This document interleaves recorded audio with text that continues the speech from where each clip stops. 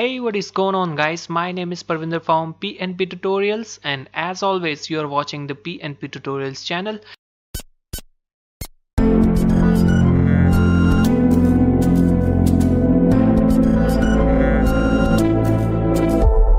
And in this tutorial I am going to tell you that how you can install the Kali Linux 2016.2 onto your Windows machine. It means we are going to install the Kali Linux virtually onto the Windows machine. So there are two softwares to install the Kali Linux onto the Windows machine. First one is the VMware Player and second one is the Oracle VirtualBox. And I am going to install the Kali Linux 2016.2 onto the VMware Player, because after installing the Kali Linux we have to do lots of networking configuration to make the penetration testing lab. So doing the networking configuration into the VMware Player is easy than the VirtualBox. Okay, so I will be installing the Kali Linux 2016.2 onto the VMware Player. So you need to download the two files. First one is the Kali Linux 2016.2 from the official website of Kali Linux, and second one is the VMware Player 12.1.1, and you can find both of the files from the internet. Now what you need to do is you need to click on the VMware Player. It's very easy to install, just follow the instruction. Click on in next. I accept the terms and conditions. Click on next. Click on back, and there it is, enhanced keyboard driver. Okay, let's click on that and click on next. I don't want to help you guys. Check for product update. No, I don't want to check it. Click on next. I want a desktop icon. I want a start menu program folder. Click on next. Click on install.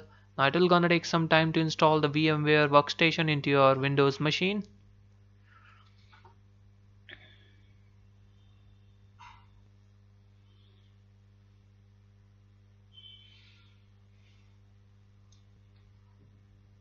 Okay, so the VMware workstation has been completely installed into our Windows machine. Now click on finish.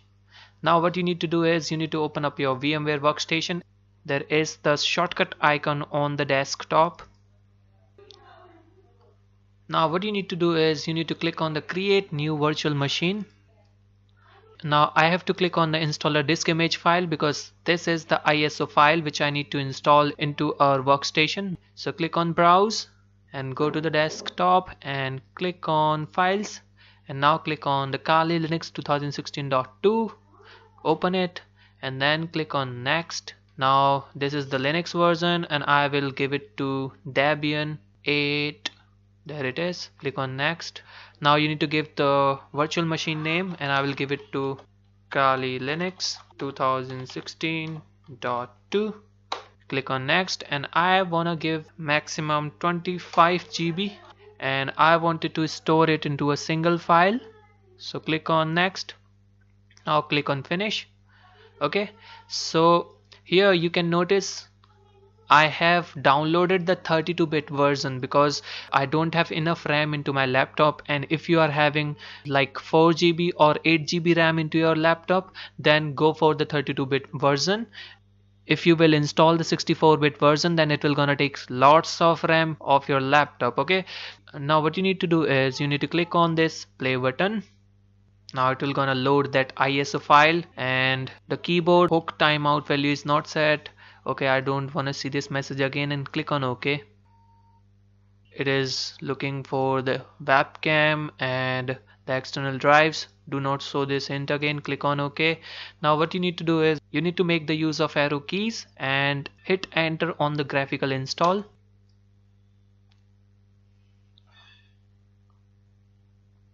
Now click on English and use the tab key to navigate to the continue and choose your country. Mine is India. I love my India. Click on continue. Let's give it to American English. Now it is detecting the CD-ROM. I don't have the CD-ROM for now, and it is saying the following software is available for download: VMware tools for Linux. And yes, you need to download these files because these are the VMware tools which will let you see the Kali Linux in the full screen mode.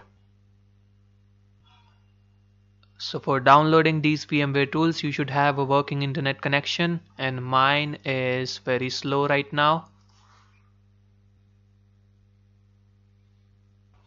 Now it is configuring the network. Now it is asking for the host name, and I will give it to Kali. By default it is Kali. Leave the domain name empty, click on continue. Now you need to set the root password. Set the easy password which you can remember, because this is going to be the password which you will gonna use for login into your Kali Linux. Okay, so I am setting it to something.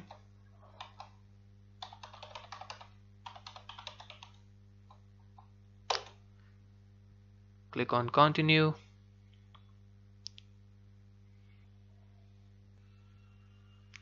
We have given it 25 GB space, and I want it to install the Kali Linux in all 25 GB, so I will simply choose the guided use entire disk.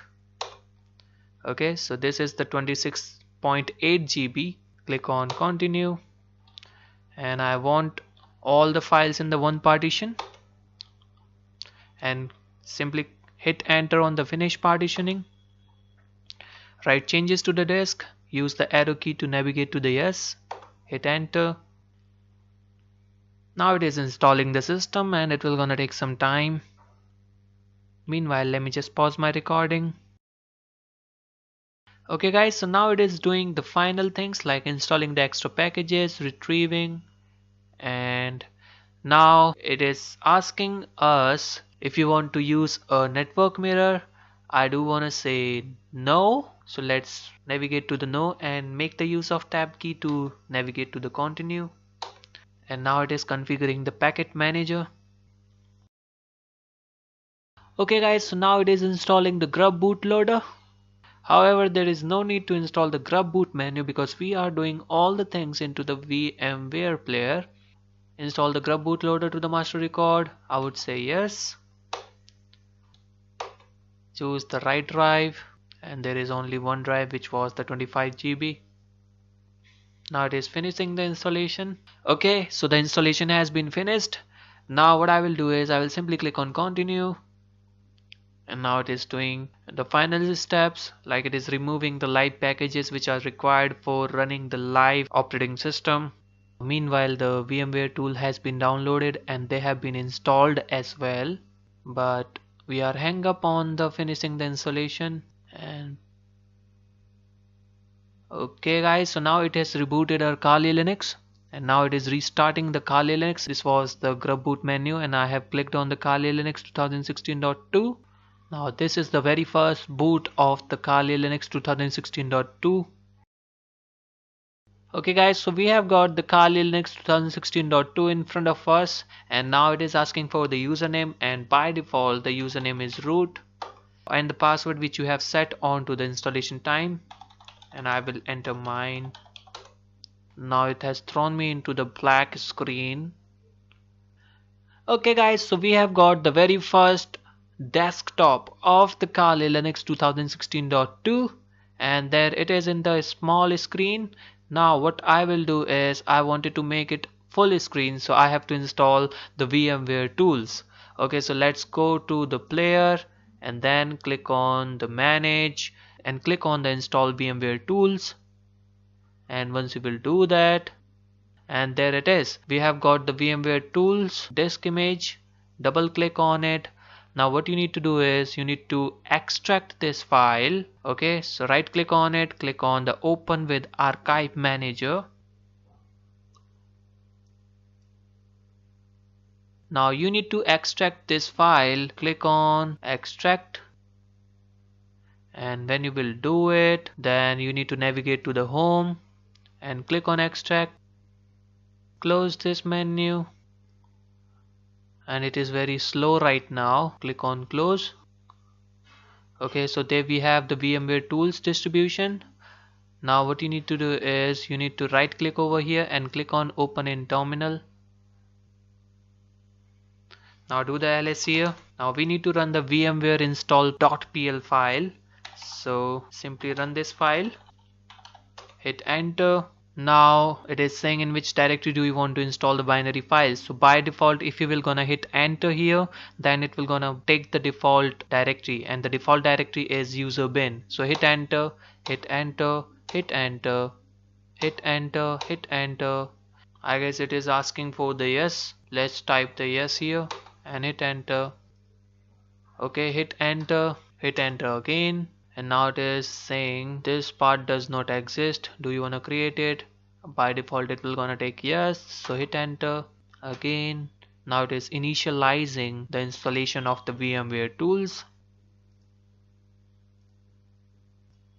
Okay, so now it is saying the VMware host guest file system allows for shared folder between the host OS and the guest OS. Do you want to enable this feature? Obviously we required a share folder in future, so I would say yes. Enables dragging or copying files between the host and the guest. Yes, do it for me. Would you like to enable the VMware automatic kernel module? I would say no. Let's go with the default. Do you want to enable the guest authentication? If you want to enable the common agent, I would say yes. Now it is doing the final things, I guess.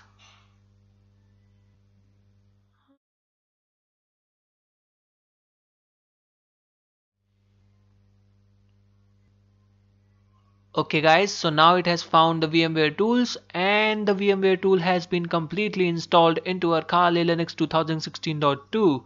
So I guess I would be able to make it full screen, and let's try to make it full screen. Click on the full screen. Let me just restart my virtual machine and see whether I would be able to make it full screen or not.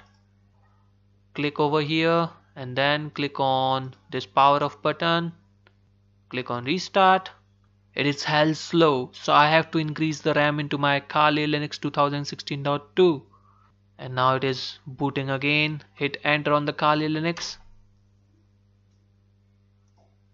Okay guys, so it has asked me the username again. Let me enter the username, and the password is, which I have set onto the installation time. Now what you need to do is you need to make it up to this level and then click on the full screen, and once you will do this, then it will gonna take you to the full screen of Kali Linux 2016.2. and here we have got the Kali Linux 2016.2 into the full screen mode, and it is looking quite nice, and it comes with lots of pre-installed tools.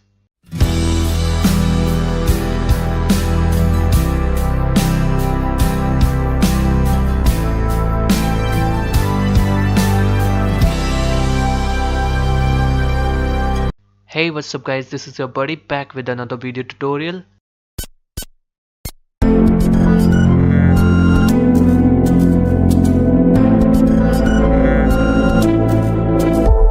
And in this tutorial I am going to tell you that how you can set up your Kali Linux 2016.2, which we have just installed in the previous tutorial. So when we have installed the Kali Linux into our VMware workstation, we have only allotted the 512 MB RAM, and if you have not allotted that RAM, then by default it will automatically gonna take 512 MB RAM. So we have to allot more RAM to the Kali Linux 2016.2 because it was very slow when we were using that Kali Linux. So let's allot some more RAM into the Kali Linux, and here I am using the Acer laptop, and this laptop is having the i3 processor, and my laptop is having the 8 GB RAM. So let's open up our virtual machine. Now let me click on the Kali Linux, and then you need to go to the player, manage, virtual machine settings. I am going to assign 3 GB RAM to my virtual machine because I am having the 8 GB RAM into my laptop. So if you are having the 4 GB RAM in your laptop, then do not go above 1.5 GB RAM. Similarly, if you are having the 2 GB RAM, then do not go above 756 MB RAM, okay? Because your host operating system requires more RAM than your guest operating system, okay? So click on OK. Now what I am going to do is I will simply click on player again, and then I will go to the manage and virtual machine settings, and by default I will check out the network adapter, and the network adapter is set to net. It means it will gonna share the host IP address. So I just wanted to tell you, you should check out these settings, okay? Now click on OK. Now what I am going to do is I will connect my LAN cable which is coming out from my router into my laptop. Okay guys, so now I have connected the LAN cable into my laptop. Now it will gonna provide me the internet access. Let me power on my virtual machine. Hit enter. So we have done two settings into our virtual machine. First of all, we have allotted more RAM to our Kali Linux, and second one, we have made the internet connectivity to the Kali Linux. Okay, the only way to provide the internet access to our virtual machine is to use the LAN cable. Okay, if you will make the use of external USB Wi-Fi adapter, then you will only be able to use it for one time. Either you can use that external USB Wi-Fi adapter for your laptop, or you can use that external USB Wi-Fi adapter for your virtual machine. So it's better to use the LAN cable, because that LAN cable will gonna provide the internet access to both of the operating system. Let me enter the default username and let me enter the password.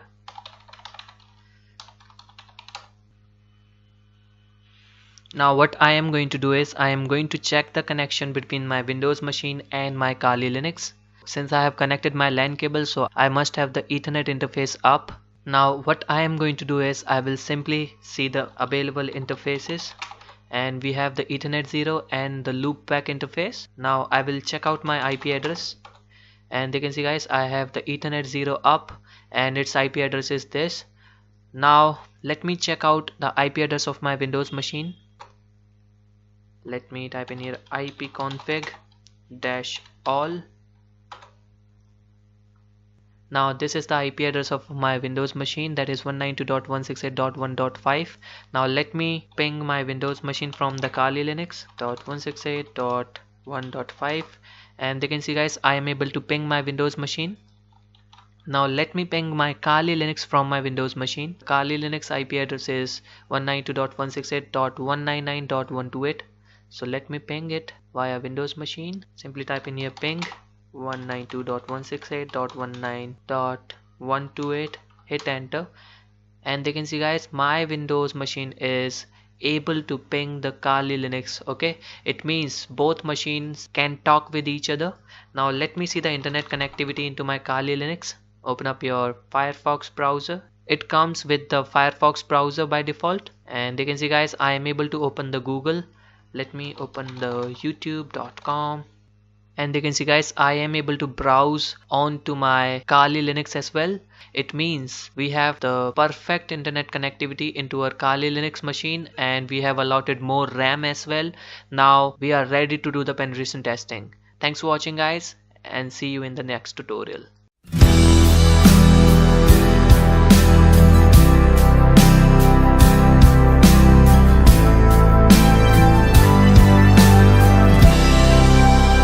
One, two, three, four, and this little guy 5. 5 things for one cause, and that cause is monitor mode.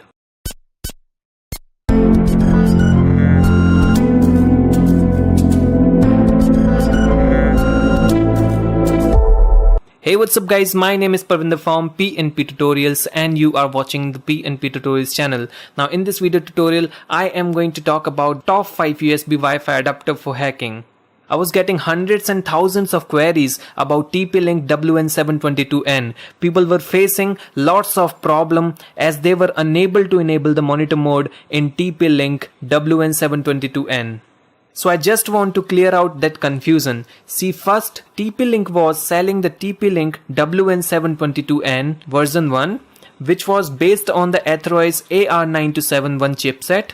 But for some reason, TP-Link changed the chipset of TP-Link WN722N version 2, and that's the reason TP-Link WN722N version 2 does not support the monitor mode.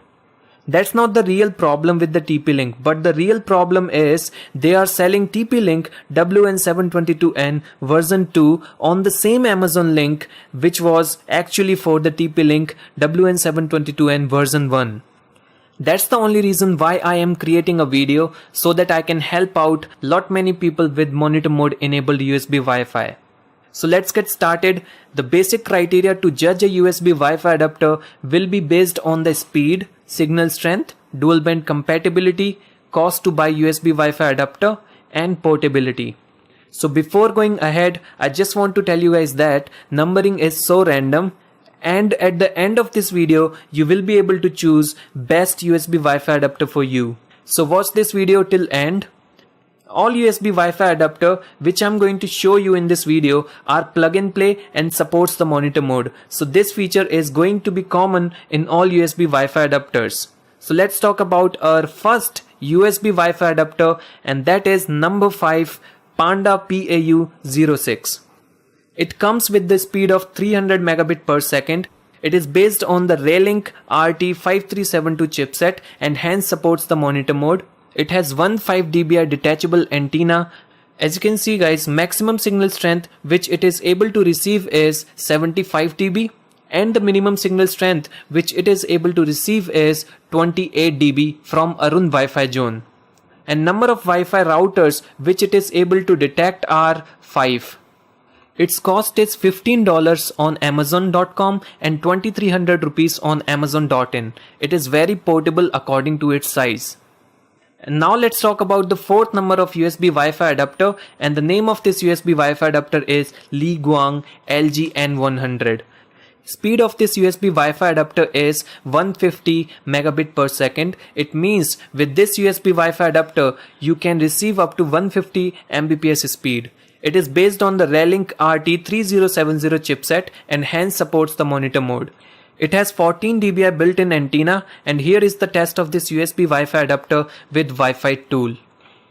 As you can see guys, maximum signal strength which it is able to receive is from the Tenda router, and that signal strength is 78 dB. And the minimum signal strength which it is able to receive is 32 dB from YU5010 router. And number of Wi-Fi router which it is able to detect are 6. This USB Wi-Fi adapter is not dual band compatible, and hence it can only operate on 2.4 GHz frequency. No WPS button, but it is having a 5 meter cable. Its cost is $23 and 1500 rupees on banggood.com. It is big in size and hence less portable. Now let's talk about the number 3 USB Wi-Fi adapter, which is Alpha AWS036NH. In short, I call it NH model. The speed of this USB Wi-Fi adapter is 150 megabit per second. It is based on the Raylink RT3070 chipset and hence supports the monitor mode. It comes with 5 dBi detachable antenna and 7 dBi panel antenna. And here is the test of this USB Wi-Fi adapter with Wi-Fi tool. As you can see guys, maximum signal strength which it is able to receive is 84 dB from Tenda router, and minimum signal strength which it is able to receive is 24 dB from TP-Link router. And number of router which it is able to detect is 6. It is not dual band compatible and hence only operates on 2.4 GHz frequency band. It supports WPS by software. Its cost is $40 on Amazon.com and 5500 rupees on Amazon.in. It becomes big in size with panel antenna and hence it is less portable. Now let's talk about the number 2 USB Wi-Fi adapter, and the name of this USB Wi-Fi adapter is Panda PAU09. Speed of this USB Wi-Fi adapter is up to 300 megabit per second. It comes with two 5 dBi detachable antennas which gives it a good signal strength.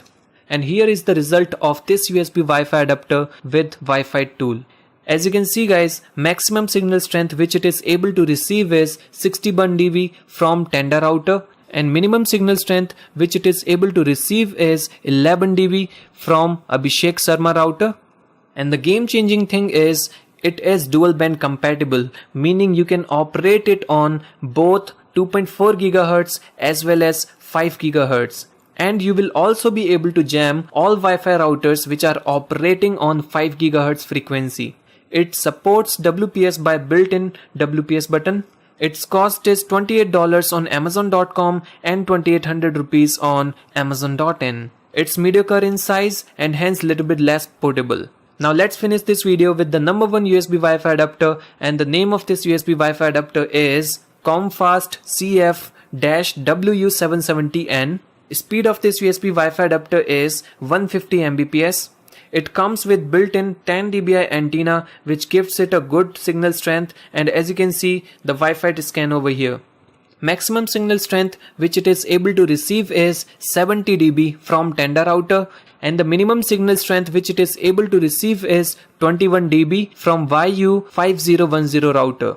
This USB Wi-Fi adapter is not dual band compatible, no WPS button, but hold on, it is very cheap among all USB Wi-Fi adapters. It is available on banggood.com for just $11 and 700 rupees. It is little bit big in size but gives your PC a monstrous look.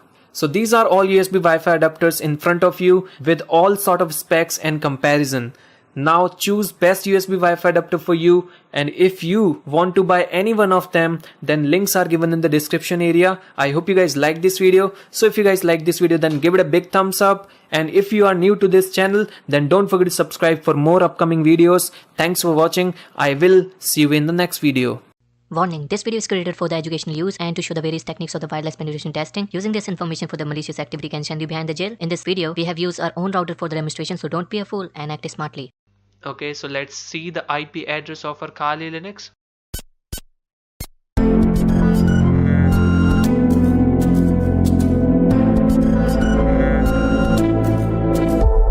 Because we have no external adapter connected to it, but it must have created some internal virtual interface. So let's try to do the iwconfig, and there it is. It has the Ethernet 0 and the loopback interface. So we have to connect external wireless card to be able to hack the Wi-Fi networks. Okay, so what we will gonna do is, I have the TP-Link USB Wi-Fi adapter, so I will connect that Wi-Fi adapter into my laptop. Now the external USB Wi-Fi adapter has been connected. Now what I will do is, I'll try to do the iwconfig again. Okay guys, so now we have connected the external USB Wi-Fi adapter, which is the WLAN0. Now let's try to enable the monitor mode. So before we further proceed on to the monitor mode, I wanted to talk about the monitor mode. Actually, there are two types of mode present into a wireless card. First one is the managed mode, which is opted by the wireless card by default, and second one is the monitor mode. Okay, onto the managed mode, we can connect to anyone's Wi-Fi with the credentials, but onto the monitor mode, we can inject the packet to some router. We can do more things which we cannot do onto the managed mode. Okay, so that's the reason why we put our wireless card onto the monitor mode, to hack the Wi-Fi and all these things. So here I'm using the TP-Link USB Wi-Fi adapter, and its model is TL-WN722N. So this USB Wi-Fi adapter supports the monitor mode, and it doesn't require any kind of driver to be installed in the Kali Linux operating system. So now what I'm going to do is, I'll try to enable the monitor mode. So for enabling the monitor mode, all you need to do is to just type in here airmon ng start WLAN0, hit enter, and when you will gonna do this, then let's do the iwconfig, and there it is, WLAN0 mon. So the monitor mode has been enabled on the WLAN0, and the WLAN0 interface is no more available, and it has been replaced via WLAN0 mon. So now what you need to do is, let's check if our WLAN0 mon is working or not. So let's scan all the networks around us via command called aerodumpng. Aerodumpng. Now we need to specify the interface, and interface should be of the monitor mode. So I'm going to type in here WLAN0 mon, hit enter. Now when I will do this, then I will be able to see all the available Wi-Fi around me. Okay guys, so these are the available Wi-Fi around me, and here we have the VSSID. It means the MAC addresses of every single router which are in the range of our USB Wi-Fi adapter, and there are 4 routers found here. The data, it means the packets traveling between the routers and the stations. Okay, so this router is quite active. It means it is continuously sending the packets. People are using this particular router very frequently. Okay, but all these 3 routers are in the passive state. It means either there is no client connected to all of these routers, or it may happen that the client are connected to the Wi-Fi router, but they are not using the Wi-Fi router right now. Okay, so this is the Ninja router, which is quite active, and these are the stations which are connected to the corresponding routers. So here it is E0 06, this is the MAC address which is connected to this particular router, that is 908D, and 908D is the Ninja router. Okay, and 8C77165D, this is connected to the 2C:30, and 2C:30 is the movie router.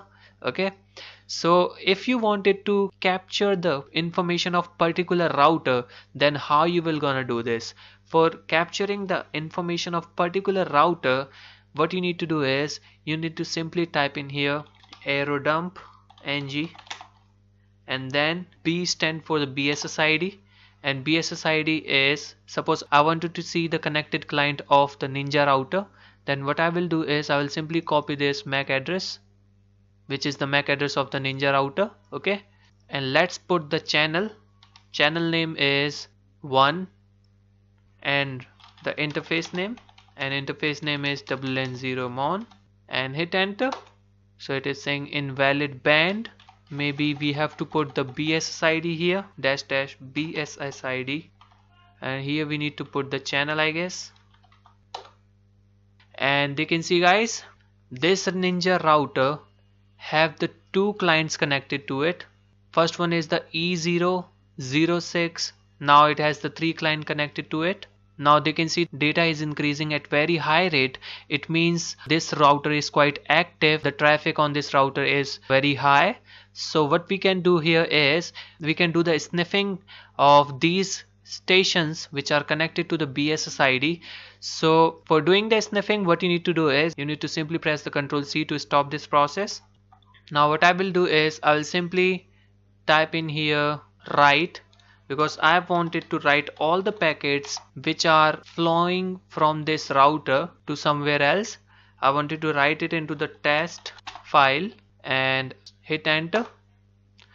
Now what will gonna happen, it will write all the data packets which are coming from this Wi-Fi router into a file called test. Let's give it some time. Now let's press the Ctrl+C, do the ls here, and they can see, guys, we have put the file name as test, but it has already created the 4 file here, test01.cap, test01.csv, and all these files. Now what I am going to do is I am going to look for these packets in the detail. So for that I am going to make the use of Wireshark. So I am going to open the Wireshark by typing the Wireshark command in the terminal. Hit enter. Now it is taking a bit of time. And there we go. Now it is loading the modules. Now it is giving us warning. So let's click on OK. Now what I'm going to do is I will give it a file and click on this icon, that is open a captured file. And we have captured the file called test. And to this Wireshark we are going to give this file, that is test-01.cap. Open this file. So when I will click on open,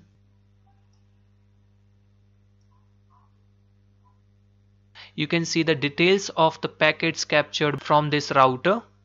They can see this is the D-Link router, and the device which was connected to the D-Link router was this Honchai's Precision, and this is the network interface name actually.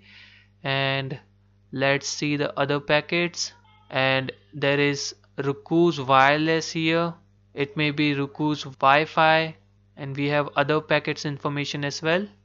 Let's scroll down to the bottom. Most packets are exchanged between the Honchai Precision and the D-Link router. So maybe this is the client which is consuming much data. Okay guys, so this is how we capture the packets which are flowing from the router. So we can capture them and can see the generalized information via Wireshark.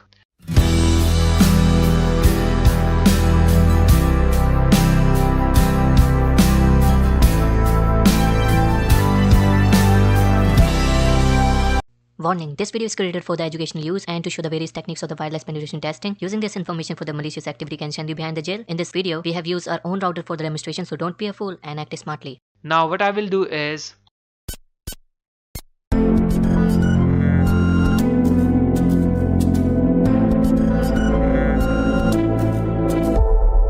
I'll tell you one more thing. I will talk about the deauthentication attack. Okay, so let's try to run the air dump again. Air dump ng wn0mon.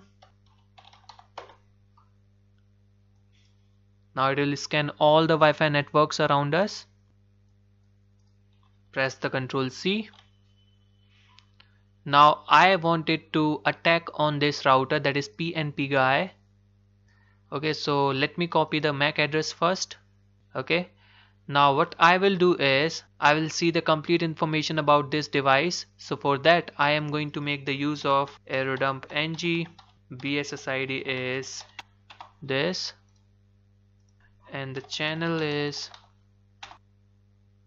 11. Now I won't write these packets into the file.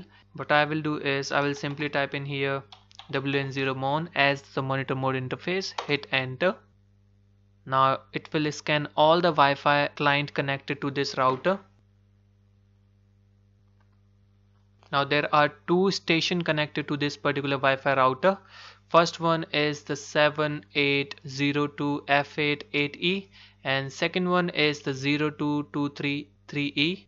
Okay guys, so this is my Windows machine, that is 02:23:3E:B0:17:0A, and I can verify this by typing the ipconfig all, and let me show you. This is my wireless LAN adapter and its MAC address is 0223, same as right here. You can notice same MAC address over here. This is my Windows machine and I am connected to the PNP guy. Now what I will do is I'll try to disconnect the Windows machine from this router, and the router name is PNP guy, and you can see guys I am connected to the PNP guy right now, and you can see I am able to browse as well. Let me type in here google.com and you can see here I am able to browse as well. So now what I will do is I will simply press the Ctrl C and then I will type in a command called airreplay ng, and our access point is, which means our Wi-Fi router is this. Copy the MAC address of the Wi-Fi router, and our station is this, which we wanted to disconnect. C stand for the client here. Now I wanted to send the deauthentication packet to this Wi-Fi router for this client. So let's type in here DEAUTH, deauth, and amount of packets. So I wanted to send 20,000 packets, and let's type in the monitor mode interface as well. So when I will hit enter, then what it will gonna do is it will send the 20,000 deauthentication packets to this particular router, and it will tell the PNP guy router that you need to disconnect this particular MAC address, which means our Windows machine. Okay, so let's hit enter. Now what I will do is I'll try to browse on my Windows machine. Let's type in here youtube.com and see if we are able to browse over here or not. And they can see guys, PNP guy has been disconnected and it has been automatically connected to the movie router. Let's try to connect to the PNP guy again, and it has been connected again. Now let's see if it will gonna disconnect our PNP guy again or not. And you can see guys, PNP guy was disconnected for a while. Let's see if it can disconnect the PNP guy again. They can see guys, PNP guy was disconnected again. So this is how we can run the deauthentication attack against any client connected to any Wi-Fi router. So I am not saying you need to be connected any particular Wi-Fi router. We are not connected to any particular Wi-Fi router right now, and we are able to disconnect without knowing them. Okay guys, so this is the beauty of Kali Linux, and this is the beauty of penetration testing tools of Kali Linux. Now let's try to stop this attack, and let's see if I am able to connect back to the PNP guy or not. Let's try to click on the PNP, and they can see guys, now I am connected to the PNP guy and I will be able to browse as well. And they can see guys, I am able to browse as well. So this is how we can run the deauthentication attack against any client of any router.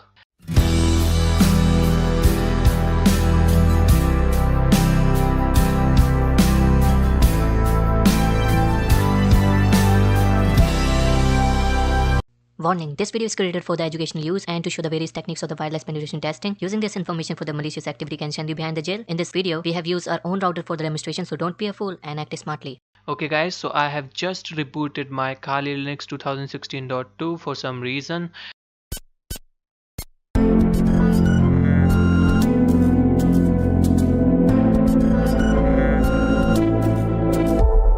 Now what I will do is I'll tell you one more thing, and that thing is how to change the MAC address of any interface. So let's see the available interface list, and we can check this via command called iwconfig. So we have right now ETH0. Let me connect my external USB Wi-Fi adapter. Now it has been connected to my laptop, and let's try to detect it right from here. Removable devices, network adapter is there. Now let's try to do the iwconfig again, and you can see guys, WN0 is now available. Now what I will do is I'll tell you how to change the MAC address of any available interface. So it's always a good thing to change the MAC address when we are going to hack the Wi-Fi, because if you will do attack on any particular Wi-Fi with your real MAC address, then you could be traced by that victim, because you could be checked via the router logs. So your MAC address would be there and you will be detectable. Okay, so you need to evade yourself, you need to hide yourself. So for hiding yourself, it's always a good idea to change your MAC address of your wireless interface. Okay, so how to change the MAC address of wireless interface? Right now let me show you my real MAC address, that is ifconfig WN0. Hit enter. When you will hit enter, then they can see guys, this is the real MAC address of my USB Wi-Fi adapter. Now I am going to change this MAC address. Let me open up new terminal, and for changing the MAC address, all you need to do is to type in a command called MAC changer, and this tool is pre-installed into the Kali Linux 2016.2. Let me see the help. Now this is the usage: MAC changer, option, and then device, and device is either the WN0 or the ETH0 and all these things. Now option is, these are the options available. A stand for the another, E stand for the ending, P stand for the permanent, R stand for the random. I want to assign a random MAC address to my wireless interface. So for that I am going to type in here MAC changer. Option is -R for the random, and device is WN0. Okay guys, so now it is saying could not change the MAC address, interface up or insufficient permission. Okay, so let me down this interface first. ifconfig WN0 down, and now the WN0 interface is down. Now let's try to change the MAC address again with this command. Hit enter, and they can see guys, our MAC address has been changed, and the permanent MAC address was this, and I have changed this to the new MAC address, and the new MAC address is 1E:22:D4:EE:9E:BD. So let me set my WLAN0 to up, because I have just set it to down. So I'll simply copy this command and I'll do it up, and here I am going to check the new MAC address of my WLAN0, and this one was the original MAC address. So let's try to hit enter, and they can see guys, this is the new MAC address. And remember, changing the MAC address is always a temporary thing. You cannot change the hardware address, and the MAC address is the hardware address. So whenever you will reboot your Kali Linux operating system, it will automatically set to original MAC address. So that's the disadvantage and the right thing in terms of the technology as well.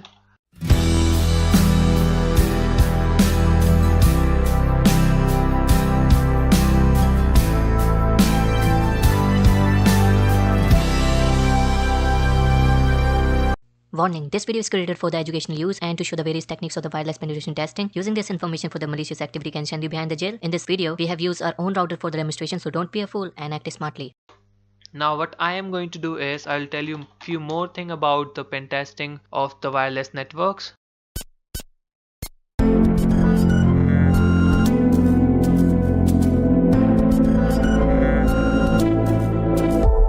Okay guys, so now we know the basics of the pen testing of the wireless routers. Now what I am going to do is I am going to hack the basic WEP Wi-Fi routers, which you cannot find easily nowadays because they're very vulnerable and anyone could hack them. So first of all, I have told you that your wireless card have the two modes. First is the monitor mode and second one is the managed mode. By default it is on to the managed mode. So first of all, for hacking the WEP Wi-Fi routers, you need to put your wireless card onto the monitor mode. So let's see the available Wi-Fi interfaces. And the available Wi-Fi interface is WN0. By default it is on to the managed mode, and you can see here as well.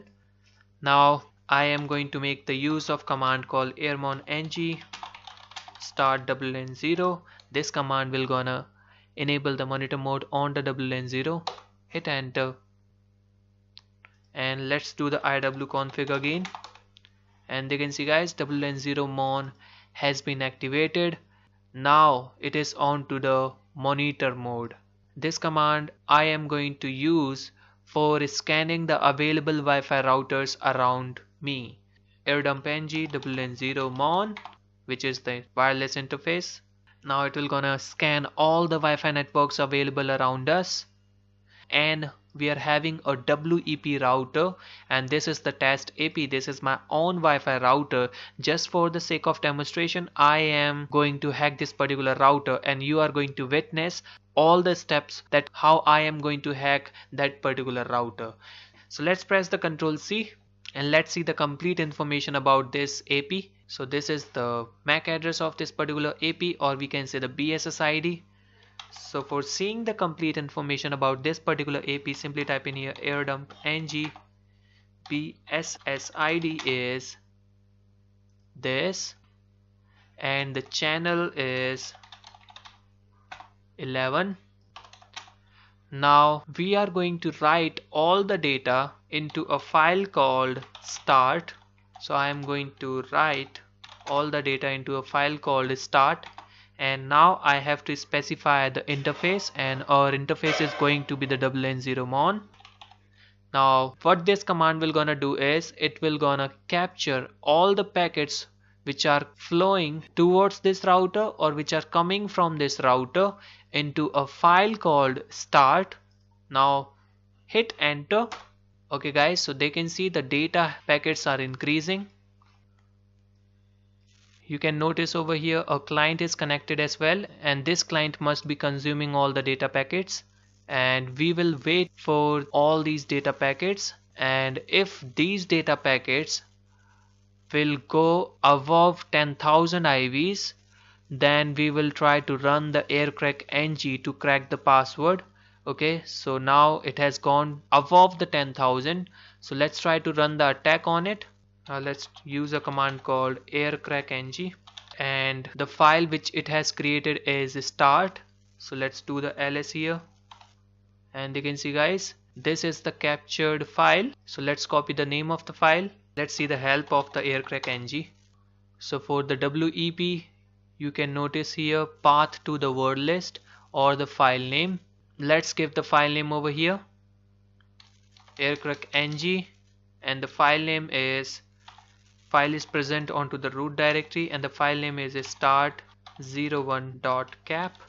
Let's hit enter and see if it is able to crack the password of WEP router or not. And you can see guys, it has started making the permutation combination, and you can see guys, it has been failed and it is waiting for the 20,000 IVs, and when it will finish the 20,000 IVs, then it will start cracking the password again, and now it has captured 19,900 IVs,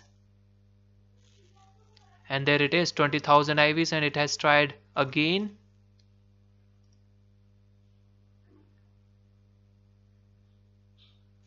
And you can see guys, it has not get the password again, and now it is waiting for the 25,000 IVs. It happens when the password is quite complex. If victim has used the simple password, then that password could be cracked into the 20,000 IVs, in fact under the 10,000 IVs as well.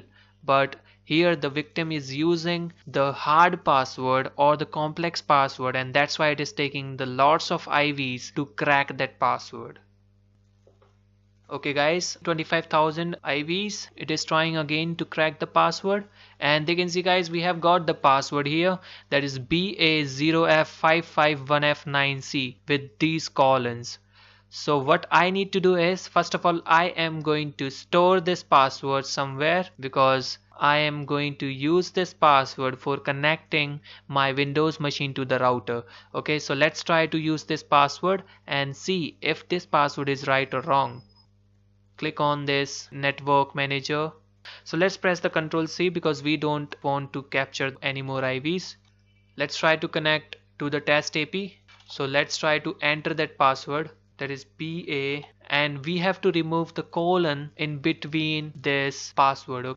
So after that we have the 0F551F9C, and it is case sensitive. Okay, so let's see the password, and there it is, BA0F551F9C.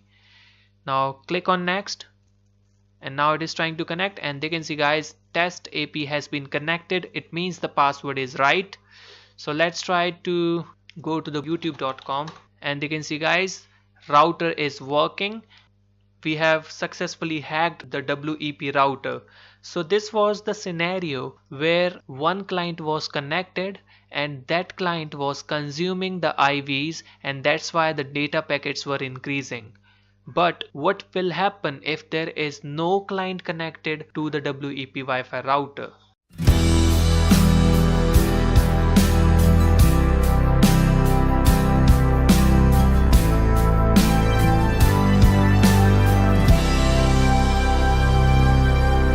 Warning, this video is created for the educational use and to show the various techniques of the wireless penetration testing. Using this information for the malicious activity can send you behind the jail. In this video, we have used our own router for the demonstration, so don't be a fool and act smartly. Okay, and we will start hacking this router again without the client connected to it. So now what I am going to do is,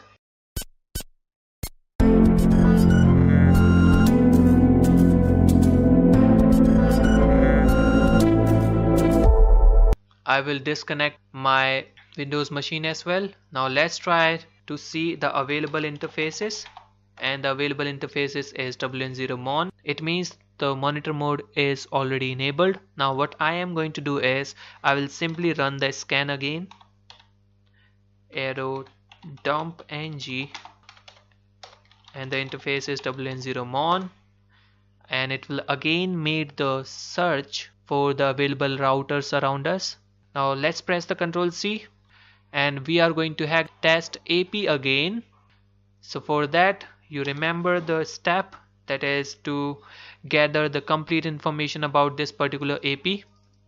Okay, so let's type in the command called arrowdump ng -test bssid, and the bssid of the test AP is this, that is 84 colon and so on, and the channel is 11, and we are going to write all the data into a file called pnp, and the interface is going to be the WN0mon, which is the monitor mode enabled interface. So hit enter, and now they can see guys data packets are not increasing and we have no client connected to this router. Now how do we gonna hack this particular router?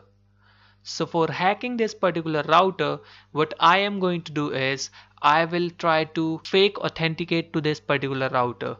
So this is the feature in the aircrack ng, that it allows you to connect to the router via fake authentication. It means you won't be really connected to that particular router, but you will be fake connected to that particular router. Okay, so how do we gonna do the fake authentication? So for doing the fake authentication, you need to type in a command called airreplay-ng, and remember this is the command which we have used for the deauthentication attack as well.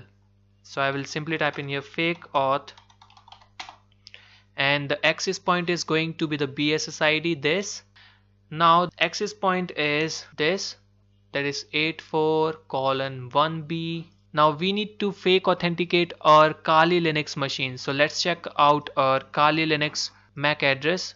So before we go ahead, let's check out fake MAC address to our USB Wi-Fi adapter, because few minutes ago I have already told you that if you are going to attack on any Wi-Fi, then it's always good to change your original MAC address. So right now I am capturing the data on the WN0 mon.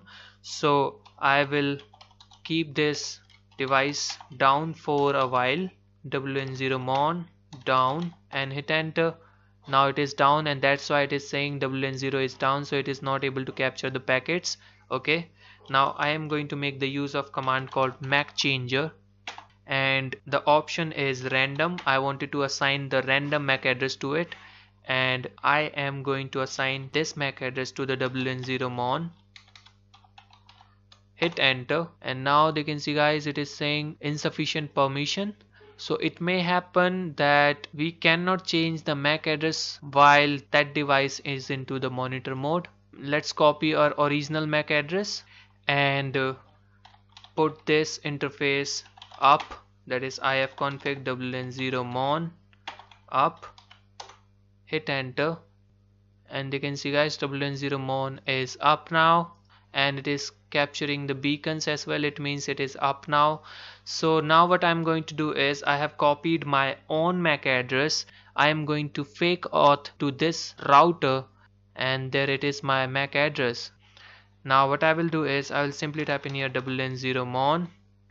Now when I will hit enter, then it will gonna fake authenticate with this router, that is test AP. So hit enter, and they can see invalid reauthentication delay or missing value. That value should be greater than 0. So now I am fake authenticated to this particular Wi-Fi router. Now what I will do is, I will try to increase the IVs. So for increasing the IV, I will use a command called AirReplayNG with the ARP replay attack. Okay, so let's type in here AirReplayNG with attack called ARP replay, and that will gonna inject the packet into the router and increase this data. Okay, so let's type in here rest of the things, and I am going to inject the packet into the router called 841b. So simply copy this PSSID, and this is the actually access point. H for the fake authenticated device. So our fake authenticated device MAC address is this.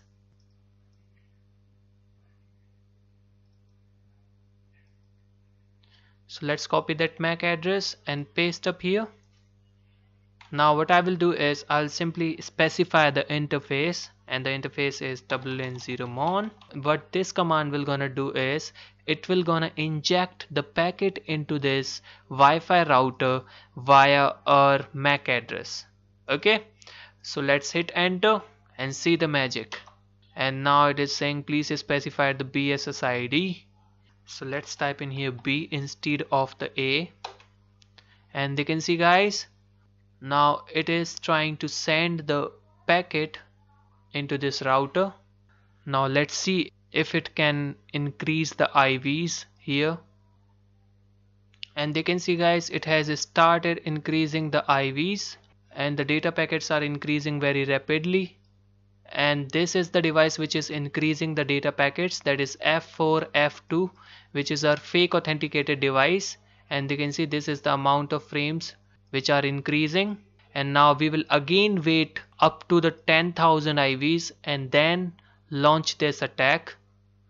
And this is my device, that is 7802. It was automatically got connected, and this is actually my mobile phone, but right now this is not connected.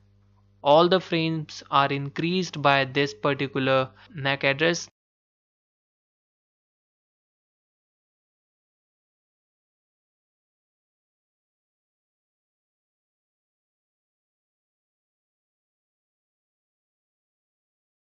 Okay guys, so it has captured 5200 IVs, and we are waiting for 10,000 IVs. So let me pause my recording till we captured the 10,000 IVs. Okay guys, so here it has captured the 10,000 IVs. Now it's time to launch the aircrack ng attack. Okay, so let's open up the terminal and then type in here aircrack ng and the name of the file, and the file name was start01.cap. So hit enter and let's see if we are able to decrypt the password or not.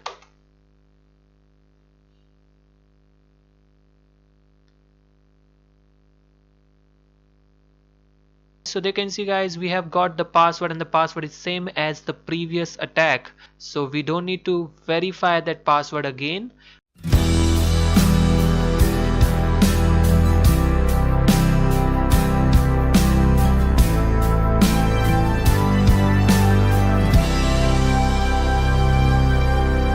Warning, this video is created for the educational use and to show the various techniques of the wireless penetration testing. Using this information for the malicious activity can send you behind the jail. In this video, we have used our own router for the demonstration, so don't be a fool and act smartly. So this was the second method to hack the WEP Wi-Fi routers.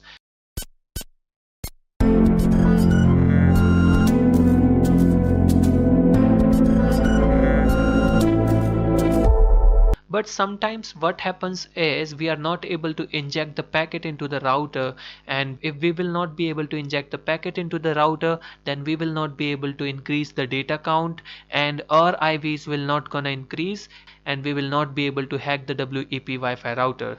So for that there is an attack called chop attack, and that attack is super cool. So what this attack will gonna do is we will tell the router to create a fake packet and we will inject that fake packet into the router, and then we will be able to increase the data packets count. Okay, so let's try to run the chop attack. So its process is quite same as the previous attack. First of all, we are going to run the aero dump ng wn0mon, and again we wanted to hack the test AP. Okay, so let's copy the MAC address. For getting the complete information about this Wi-Fi, let's type in the command called aerodumpng. BSSID is this and the channel is 11. We wanted to write this data into a file called chop and the interface will be the wn0mon.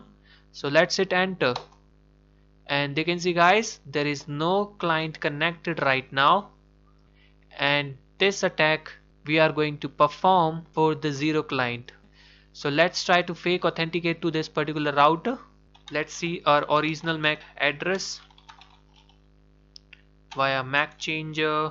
Let's try to put R here, wn0mon. I know it will not gonna change our MAC address, but it will show the original MAC address to us.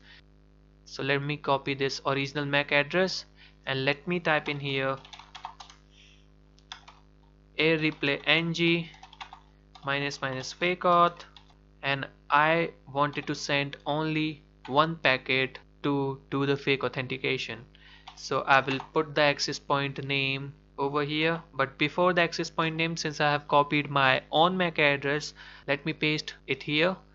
This is going to be my WLAN0 wireless card MAC address, which is going to be fake authenticated to this particular router, and the router BSSID is this. So let me copy the BSSID, paste it here. Now give the interface here. Interface is wn0mon. Now hit enter and they can see guys, we have been successfully fake authenticated to the router, and they can see the MAC address here in the list of the station.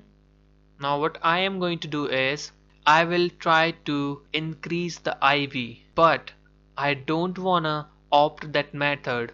I am going to use the method called chop attack. So for that I will simply type in a command called air replay ng --chop and access point MAC address, and the access point MAC address is this, and again the MAC address of client connected to it and the interface, and the interface is wn0mon. Now hit enter and now it is reading the packets, and now it will ask us to create a new packet.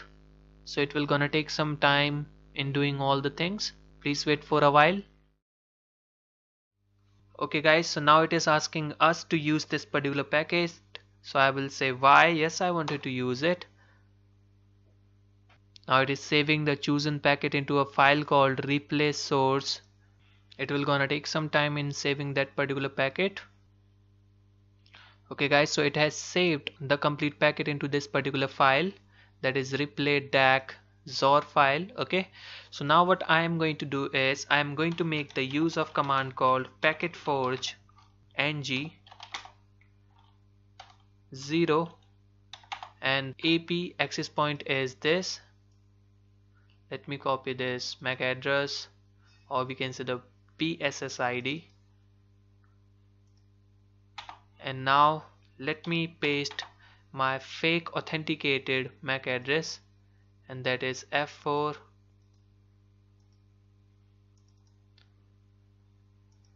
Now I will create a fake packet, since we know that every packet have the destination and the source IP address, so we will gonna give the fake source and the destination IP address. So I am going to give the destination IP address as 255.255.255.255, and our source IP address will be 255.255.255.255. both are same. And now I need to give the name of the ZOR file.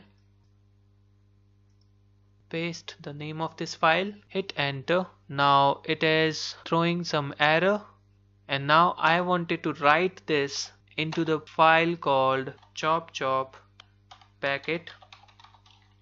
Okay, now hit enter, and we are again getting this error. I don't know what is the possible reason. Maybe I don't need to put this replay because we need to provide the file over here. So hit enter, wrote packet to chop chop packet. Okay guys, so we have created a packet called chop chop packet. So this is our fake packet created by us. Now we will gonna inject this packet into the traffic so that we can increase the IVs. Okay, so now what I am going to do is, for injecting this packet, I am going to type in here air replay ng -2 for the air replay attack. I am going to read this packet, that is chop chop packet, and I am going to put the monitor mode interface here. Now what this command will gonna do is, it will gonna run ARP replay attack via this packet. It means it will gonna inject this particular fake packet into the traffic. Okay, so let's hit enter and see the magic and use this packet. Yes, I wanted to use this packet, so press the Y here, hit enter, and they can see guys the data packets are increasing. It means we have successfully applied the chop chop attack. So this attack is useful if your fake authentication attack is not working, because there are so many routers in the market which do not allow the fake authentication easily. So for those routers we have to use the attack called the chop chop attack, and that's why I am making the use of this particular attack. So it will gonna take some time, and all the data packets are writing into the file called chop chop. So let's see that file name. Let's do the ls, and they can see guys this is the chop chop 01.caf file. So let's try to run the aircrack ng on this particular file and see if we are able to get the password or not. Aircrack ng, and the file name is this. Okay, so let's hit enter, and they can see guys now it is making the keys combination, and it has got the 913 IVs only. I have ran this attack very early, and it has to capture the 5000 IVs at least to run this attack. And they can see guys it is saying next try with 5000 IVs. Okay guys, so now it has captured the 4900 IVs. Now it will again make a try at 5000 IVs, and they can see guys 4980, and they can see guys now it is trying, and let's see if we will be able to get the password or not. They can see guys lots of key has been tested, and they can see guys we have not get the password, and it will gonna again made a try at 10,000 IVs. Now it is about to complete the 10,000 IVs, and it has made the try on the 10,000 IVs, and let's see if we are able to get the password or not. And you can see guys, next try will be on to the 15,000 IVs. Okay guys, so now it will again make a try at 25,000 IVs. And you can see guys, now it is making the try at 25,000 IVs. You can see it has captured the 25,000 IVs over here.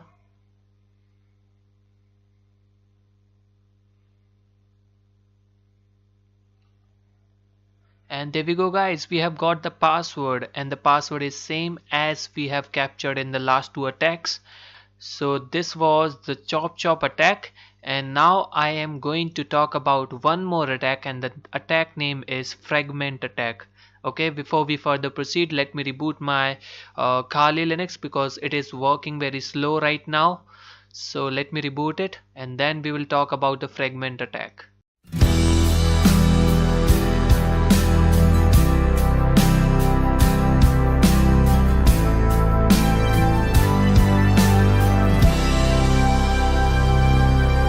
Warning, this video is created for the educational use and to show the various techniques of the wireless penetration testing. Using this information for the malicious activity can send you behind the jail. In this video, we have used our own router for the demonstration, so don't be a fool and act smartly. Hey, what is going on guys, my name is Parvinder from PNP Tutorials, and I am back with another video tutorial for you guys.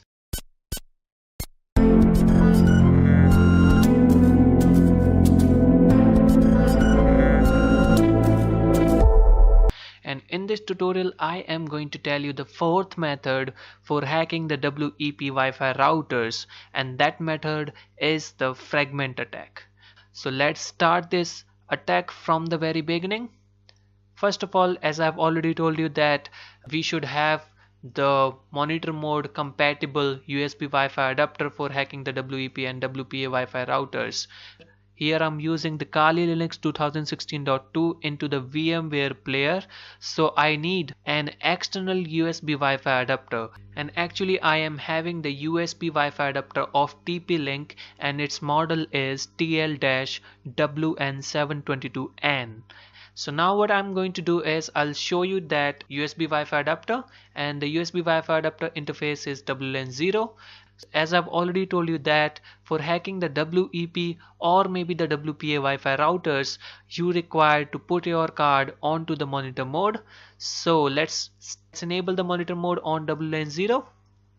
Airmon ng start WLAN0, and now it will gonna enable the monitor mode on WLAN0, and let's check out the interfaces now.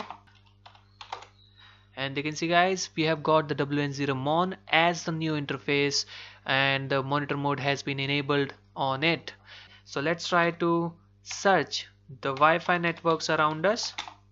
Airdump ng WLAN0 mon, hit enter. Now it will gonna take some time to search all the Wi-Fi networks around us. And you can see guys, we have got one WEP Wi-Fi network, and this is the test AP. This is my own Wi-Fi router. I am using this router just for the demonstration purpose only. I'm not hacking anyone else. So press the Ctrl C.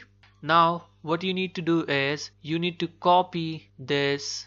Now we need to find the complete information about this MAC address, and for finding the complete information about this router, we need to type in here a command called aerodump ng --bssid, and the bssid is this, and the channel on which it is operating is 11, and we need to write all the data into a file called fragment, and let's put the monitor mode interface, and the monitor mode interface name is WLAN0 mon. Now what I will do is I will simply hit enter, and now it will show all the device connected to the test AP router. But you can see guys, there is no device connected to the test AP router, so we have to do one more thing, and that thing is the fake authentication attack. So let's try to do the fake authentication. So let's type in here air replay ng --fake auth, and we will send only one packet so that we can fake authenticate it to the router, and the router MAC address is this. And again we need to find out the MAC address of our USB Wi-Fi card. So for finding the MAC address, we need to type in a command called MAC changer, because this is the only way to check our original MAC address. MAC changer N0,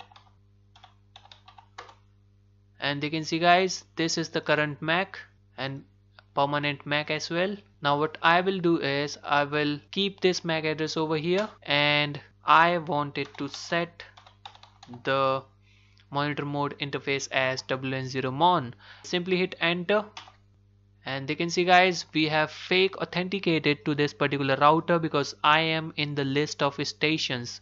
It means I am fake authenticated to this particular router.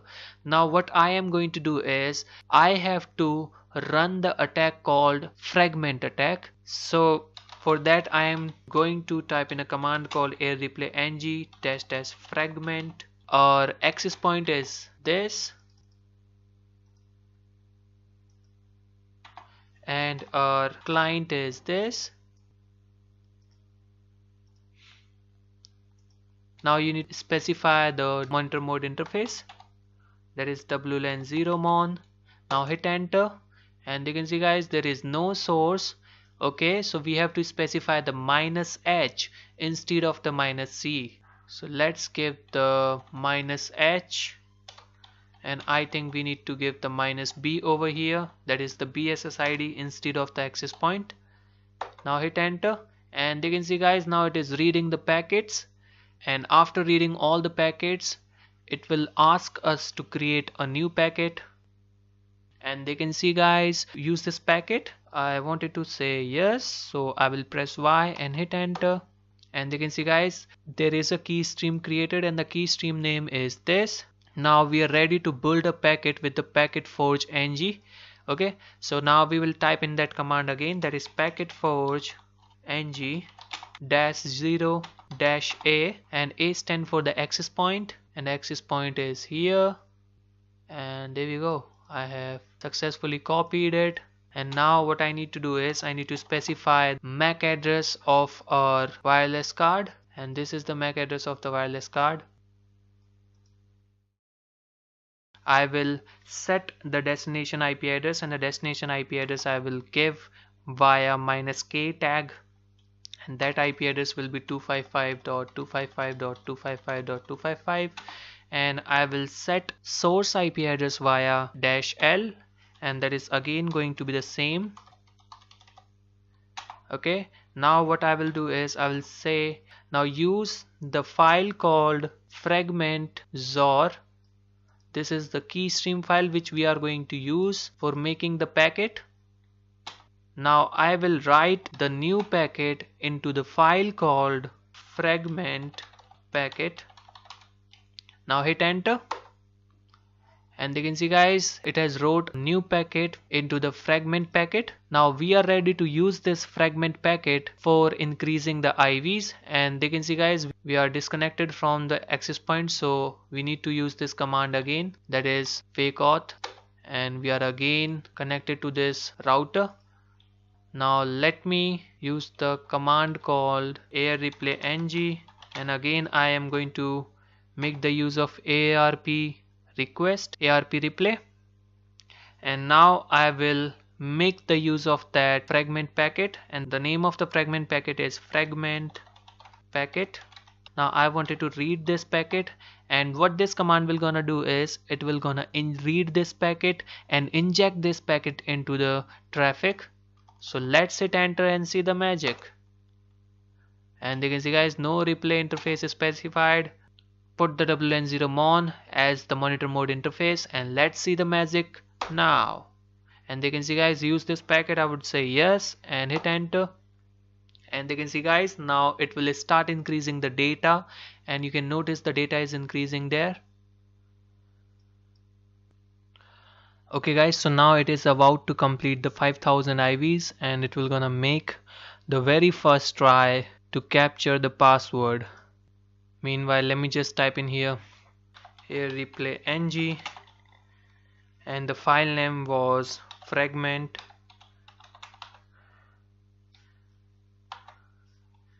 01.cap. Hit enter. Actually the command was aircrack ng fragment01.cap. Now hit enter and let's see if it will be able to get the password or not. And you can see guys, now it will gonna again try at 10,000 IVs. It is not able to get the password. Okay guys, so it has captured the 9900 IVs and it is again going to make a try on 10,000 IVs. And let's see if this time we will be able to get the password or not. And there we go. Now it is again doing the permutation and combination to get the password, and you can see guys, it is not able to get the password, and it will again gonna make a try at 15,000 IVs. Okay guys, so now it will again gonna make the try at 15,000 IVs, and we are about to complete the 15,000 IVs, and there we have completed. And let's see if this time it will be able to get the password or not, or will it gonna wait for the 20,000 IVs. And you can see guys, now it is again going to wait for the 20,000 IVs. Okay guys, so now it will again make a try at 20,000 IVs to hack the WEP Wi-Fi router. Okay, so it has completed the 19,950 IVs. And there we go, it has made the test again at 20,000 IVs, and they can see guys, we have got the password this time. This is how we can hack the WEP password with the fragment attack. I hope you guys like this video. So if you guys like this video, then give it a big thumbs up, and you're watching the whole course on Wi-Fi penetration testing. So if you are enjoying all the videos, then continue watching the tutorials because there is a lot to come. And thanks for watching.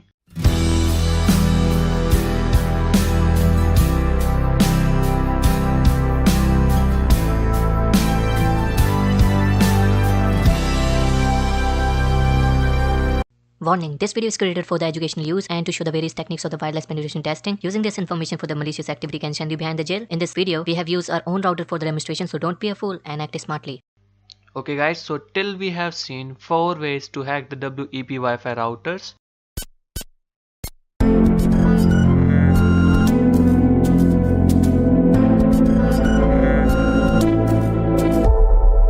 First one was when there was client connected to it, and it was the very basic case. And second one was when there was no client connected and we have done the fake authentication to increase the IVs. And third one was making the packet via chop attack. And fourth one was same as the third one, and that was making the packet via fragment attack. Okay guys, so we have seen 4 different ways to hack the WEP Wi-Fi routers. Now it's time to use 5th way, and that way is way different from other 4 ways. You don't need to enter any kind of command. This is whole automation tool for hacking the WEP Wi-Fi routers. In fact, it could hack the WPA2 routers as well, and it can also hack the WPS routers, and WPS stands for the Wi-Fi protected setup. You know, WPS is the vulnerability in most of the routers. So what it will gonna do is it will apply the WPS Pixie attack on the WPS routers, but we are not going to talk about it. Our main focus is to talk about automation tool which will hack the WEP routers automatically for you. Let me introduce you to that particular tool, and the tool name is Wi-Fi. Hit enter. Now it will automatically enable the monitor mode on WLAN 0, and you can see guys, it has enabled the monitor mode. You don't need to enter any kind of command. And now it has made the search for all the available Wi-Fi routers. Now what I will do is I will simply press the Ctrl C, and you can see guys, we have got some numbers, we have got the ESSID, we have got the channel, encryption, power, WPS is available there or not, or the client is associated to the device or not.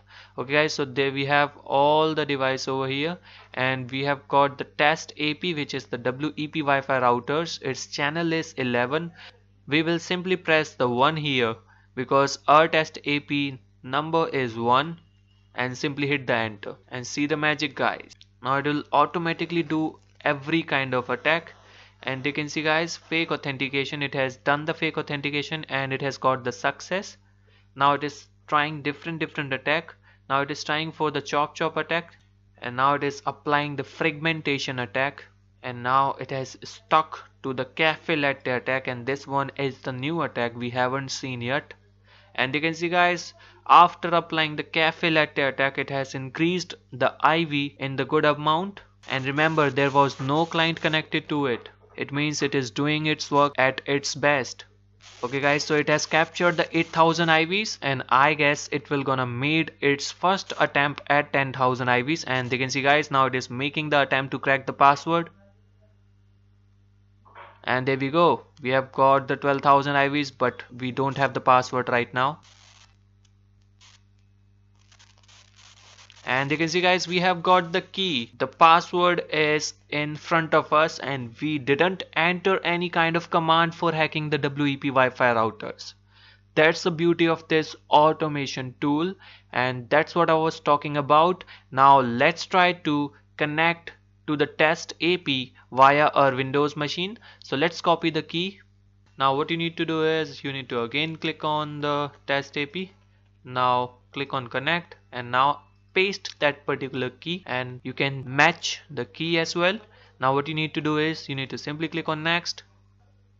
Now they can see guys, the test AP has been connected to our Windows machine via this password. It means we have got the password, and that password is correct, and it has disabled the monitor mode automatically. So I just wanted to show you one more thing, and that thing is this particular file, cracked CSV. So let's see the content of this particular file. Hit enter, and they can see guys, we have hacked the test AP. Its MAC address was this, its encryption was WEP, and its key is this. So it has stored cracked password into the file called cracked.csv.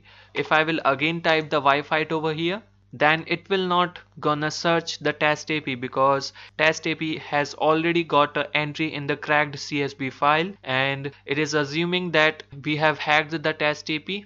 So if a person will again change the password of the test AP, then what you need to do is you need to simply delete that particular file, because if you will not delete that particular file, then it will not be able to search the test AP. So let's remove this file, that is cracked.csv.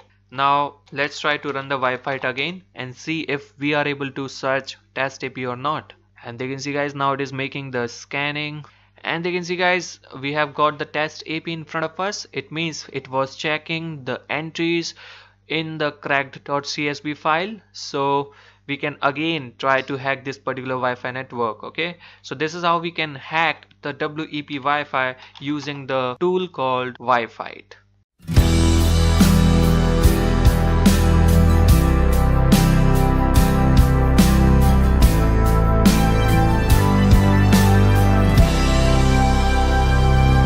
Warning, this video is created for the educational use and to show the various techniques of the wireless penetration testing. Using this information for the malicious activity can send you behind the jail. In this video, we have used our own router for the demonstration, so don't be a fool and act smartly. What is going on guys, my name is Parvinder from PNP Tutorials, and you are watching the PNP Tutorials channel.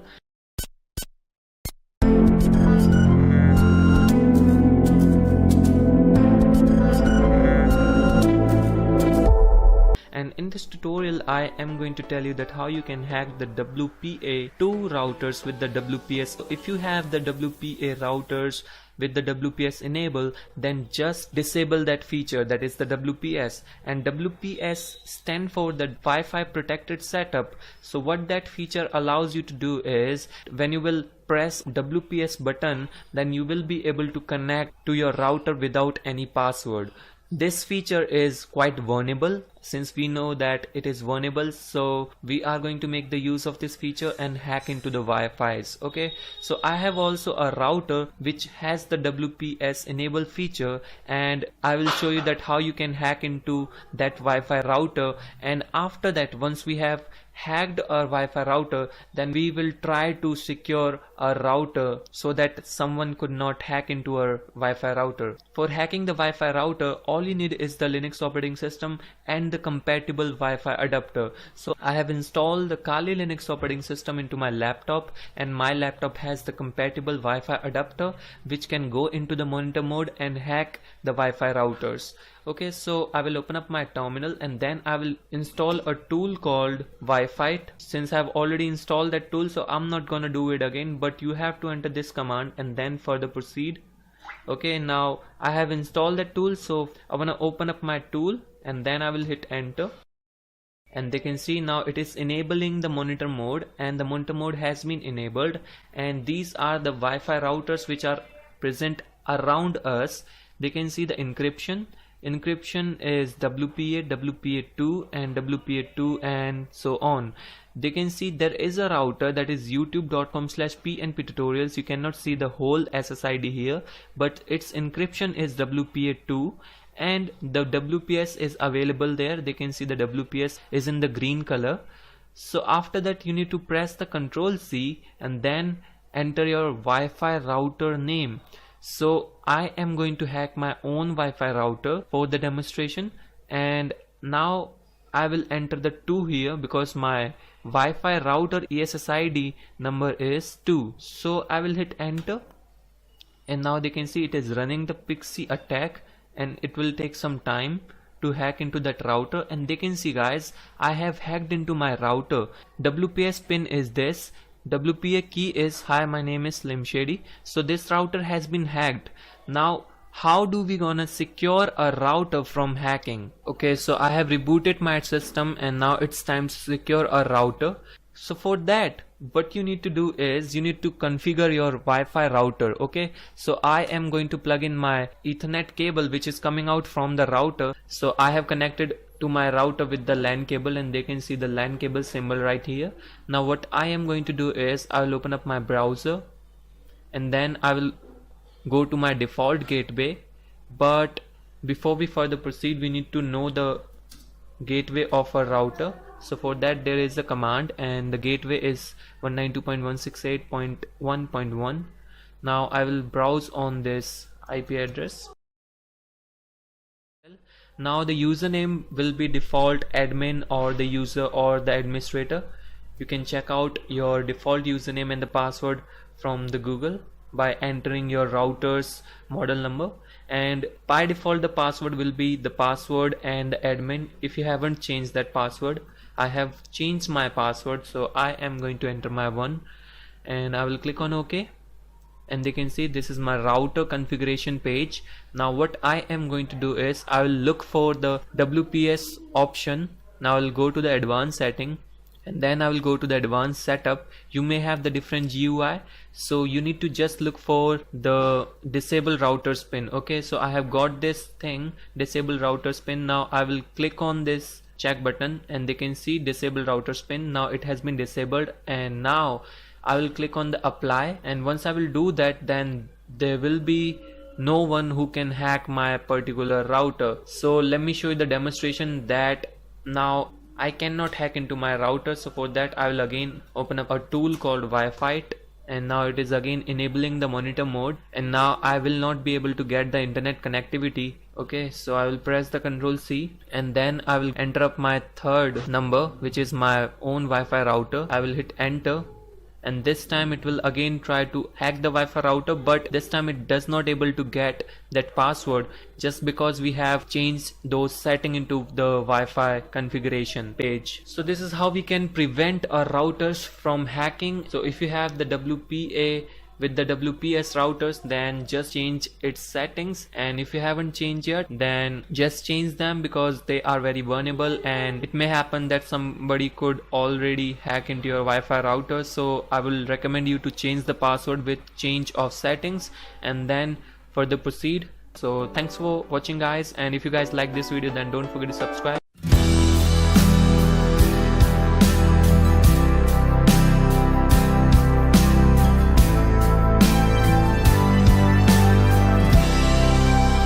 Warning, this video is created for the educational use and to show the various techniques of the wireless penetration testing. Using this information for the malicious activity can send you behind the jail. In this video, we have used our own router for the demonstration, so don't be a fool and act smartly.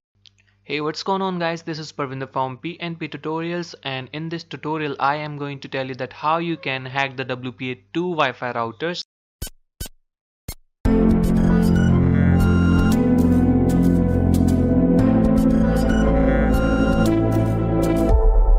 So for hacking the WPA2 Wi-Fi routers, either you can go with the WPS Pixie attack which you have seen in the previous video, or you need to go with the brute force attack. However, there are several ways to hack the WPA2 Wi-Fi routers. There are some specific tools created for hacking the WPA2 Wi-Fi routers, and they are Fluxion, Wi-Fi Fisher and Linset. These are the tools which I will be elaborating in the upcoming videos. But for now, I am going to tell you that how you can hack WPA2 Wi-Fi routers by capturing the handshake. Okay guys, so this is also known as the four-way handshake. During handshake, what happens is when a client tries to connect to the Wi-Fi and credential information is stored into the handshake file, but that handshake file is in the encrypted form and it is into the hash form, so we cannot directly crack that handshake file. We have to apply some methods, and for that we are going to make the use of brute force attack or maybe the dictionary attack. And let's see how we can capture the handshake. Okay, so let's open up our terminal and see the available list, and you can see guys, WN0mon is already enabled and we have enabled this in the previous video. Okay, so what I will do is I will make the search via airdump ng command WN0mon, and I will see the available Wi-Fi networks around me, and there we go guys, we have got 3 or maybe the 4 Wi-Fi networks around me. Now what I will do is I will simply try to hack this movie router. So for hacking this router, what I will do is I will try to get the complete information. So for getting the complete information, you know that command which we are going to use, and that command is airdump ng, and I want the complete information about this BSS ID, and the BSS ID is 2C:30. So simply copy this BSS ID. Its channel is 11. So simply give the channel over here. Now we need to write all the data into a file called handshake-movie, and let me specify my monitor mode interface, and the monitor mode interface name is WN0mon. Now what I will do is I will simply hit enter, and what this command will gonna do is it will capture the data packets sent by the router over this channel into the file called handshake movie. Okay, so let's hit enter, and there we go guys. Now they can see guys, we have 3 clients connected to this Wi-Fi router. I will try to deauthenticate one of this client, because this is the only reason we can let the client reconnect to the Wi-Fi, and that's what we want, because once it will exchange the credential with the router, we will capture those packets into the file called handshake. Now what I will do is I'll try to disconnect one of the client connected to this router. So for that we have made the use of air replay ng command, and we will gonna deauth, and we will send 4 packets, or you can send 8 as well. So let me go with the 8. Now what I will do is I will simply specify my access point. So there is my access point MAC address. Let me copy this, and now I will specify the client connected to it, and the client connected to this access point are these 4. So let me disconnect this one, the last client. Okay, now I have set the access point, I have set the client. Now we need to specify the monitor mode interface, and the monitor mode interface is WN0mon. Hit enter. Now when you will do this, you can see guys, it has tried to disassociate F4, but the packets was not enough, so it is not able to disassociate the F4. So let's try to go with the 32 packets and see if it will be able to disassociate it or not. Now you can see guys, it is trying to disassociate the F4 again.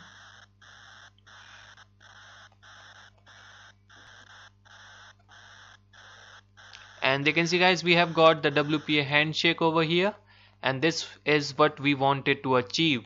Okay guys, so we have got the WPA handshake. Now we can use this handshake for hacking the WPA Wi-Fi password. Let me show you the handshake file. Do the ls here. This is the handshake file, that is handshake movie01.cap. For cracking this handshake file, you required a word list. You can search on Google and you can download the word list file as well. So this is how we can capture the handshake when the clients are connected to the Wi-Fi router.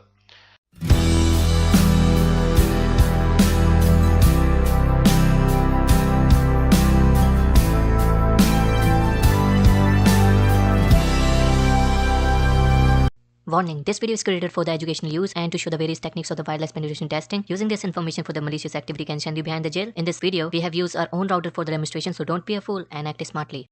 Hey, what's going on guys? This is Parvinder from PNP Tutorials and you are watching the PNP Tutorials channel.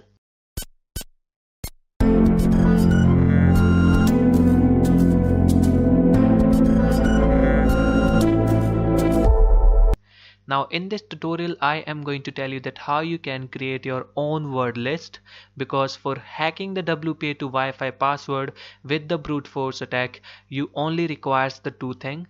First one is the handshake, which we have just captured in the previous tutorial, and second one is the word list. We should know how to create a word list. So for creating the word list, all you need to do is to just watch this tutorial. Now in this tutorial I am going to make the use of a tool called Crunch, and that Crunch tool is pre-installed into the Kali Linux 2016.2, and that Crunch tool is used for creating the word list. So how to create a word list with the Crunch tool? Let's do it. First of all, we will type in a command called Crunch. Now we need to specify the minimum number of characters in a password. So I want 5. And then I need to specify the maximum number of character in a password, and I want to give it to 7. Now I have to specify characters which it is going to take to create the word list. So let me enter 1 2 3 4 5 A B C. It means it will gonna create the word list of all these characters. Now I will specify -o, it means output, and I wanted to write this file into the basic word list. The minimum length of password will be 5 and the maximum length of the password will be 7, and they will be returned to the basic word list file. So hit enter. So it is going to create the 23 lakh password with this command, and they can see guys, in just few seconds it has created that particular word list. Do the ls here. Now we are going to see the content of basic word list. So let's type in here cat basic -word list, and it is showing every single password which it has created into its file, and they can see guys, this is the word list. Now I will tell you how you can create your own word list with some pattern. So let's say an example, if you have seen someone's password and that password is starting with the A, its length is 7 and it is ending with the B. Okay, so how do we gonna create the word list?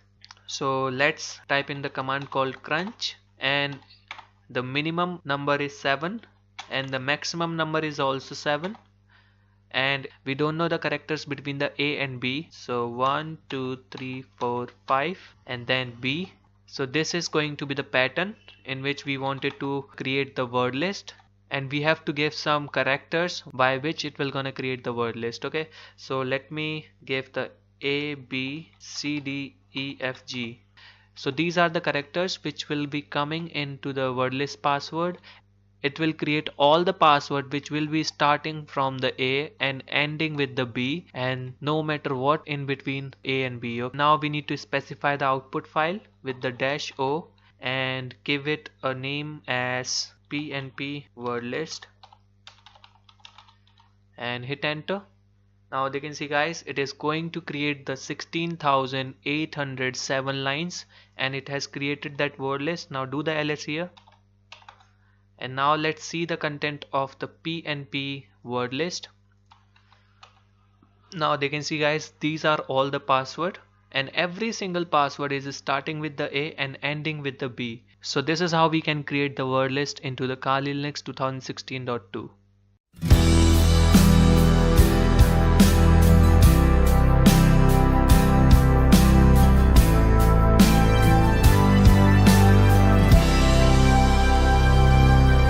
Warning, this video is created for the educational use and to show the various techniques of the wireless penetration testing. Using this information for the malicious activity can send you behind the jail. In this video, we have used our own router for the demonstration, so don't be a fool and act smartly. Hey, what's going on guys? This is Parvinder from PNP Tutorials and you are watching the PNP Tutorials channel.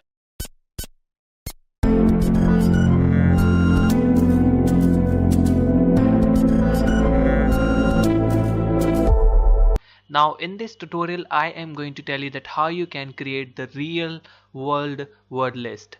I am going to create the word list with the real world scenario and I will try to hack the password of the movie router. So what I know about the movie router is its password is 10-digit long and its password is starting with the 8 and it is ending with the 6. So by keeping all these things into my mind, I will try to create a word list. So let's first create the word list using the command called crunch. And minimum amount of characters in a password is 10 and the maximum amount of characters in a password is 10. Now I want it to use every single digit like 0, 1, 2, 3, 4, 5, 6, 7, 8, 9. And now our pattern is our password is starting with the 8. We don't know about the medium characters, so we will put the @ symbol in place of the unknown characters like 1, 2, 3, 4, 5, 6, 7, 8. We don't know about these 8 characters and our password is ending with the 6. Now let's write this word list into the file called movie word list. Now they can see guys, it is going to create the 10 crore lines. And the size of the word list is going to be 1 GB. That's the huge amount. But these statistics are right about the password. Movie router password is starting with the 8 and it is ending with the 6, and that's truly right. Now what I am doing is I am creating the word list, and after creating the word list I will try to hack this router with the dictionary attack. Okay guys, so now the word list has been created. Now what I am going to do is I am going to tell you the final step of doing the brute force attack onto a WPA router. For this final step, all you need to do is to just type in a command called aircrackng. Now we need to specify the name of our handshake file. So let me show you the name of the handshake file. So this is the handshake which we have captured. So I need to specify the handshake file name. And now I will use the -w tag for the word list, and our word list name is movie word list. Okay, simply copy the name of this word list and paste up here. Now I will hit enter and they can see guys, now it is saying it is going to take the 13 hours to check the password. Since we are running this attack into the virtual machine, so it will not be able to use your graphic card and all these things, and that's why it is showing us huge amount of time. And that's the reason why brute force attack are not successful, because it requires lots of time. So that's the disadvantage of the brute force attack. But if you know about the password, that how the victim password look like if it is a phone number or if it is a birth date, then you can create the word list. Or if you have the good configuration system like i7 system with the 16 GB RAM, or if you have the graphic card, then you will be able to crack it early than this. But for me it is going to take the 2 days. Okay, I am not going to wait for the 2 days, so I will simply press the Ctrl C, and I know that I cannot hack this Wi-Fi onto my system. However, this is the basic concept of brute force attack. So I just wanted to tell you pros and cons of the brute force attacks. Cons are it is going to take lots of time and it is not guarantee after completing the attack we will be able to get the password or not, and the chance of getting the success is just 2%. So think before using this attack. And that's all I wanted to say about the WPA2 Wi-Fi hacking with the brute force attack. So I hope you guys like this video. So if you guys like this video, then give it a big thumbs up and I will see you in the next video.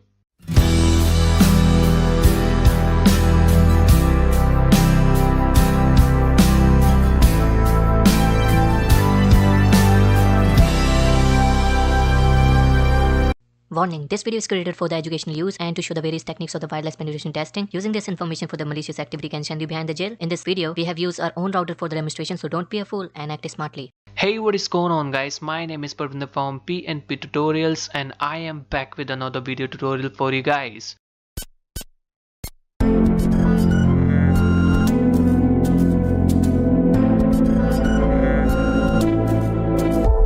And today I am going to tell you that how you can hack the WPA and WPA2 Wi-Fi routers without WPA's Pixie attack and without brute force attack. So we are going to move to the next tool, and that tool is Fluxion tool. So this tool is not installed in the Kali Linux, so we have to install this tool explicitly. So for installing that tool, you need to clone a repository, and that repository is just right here. So this link is given in the description area. You can visit over this link, and after that what you need to do is you need to click on clone or downloads, copy the link and simply open up your terminal and then type in here git clone. So here I am logged in as a root user, so I don't need to put the sudo in front of the command. Alright, so it will gonna take some time since it has to clone around 22 MB of data. Alright, so now it is cloning into the Fluxion directory. Alright guys, so now the cloning process has been done, and now we will do the ls here, and they can see guys, Fluxion directory has been created. Now we will go inside this directory. Alright, so do the ls here, and we have got some files over here, so we need to run this file. Alright, so this is the installer.sh file, so it will install the Fluxion into our Kali Linux 2.0. and it will take some time depending on your internet connection speed. First of all, it will gonna perform the update, upgrade and all these things. So let me just pause my video till we finish the installation. Alright guys, so now the Fluxion has been completely installed, and they can see aircrackng has been installed, airdump ng, dhcp and all these things. You don't need to do anything, you just need to run that file installer.sh, and once you have run that file, then you will be able to install all these things together. Okay, so now what we need to do is we need to do the ls here, and now we will run the Fluxion for the very first time. Alright, so how does it gonna work?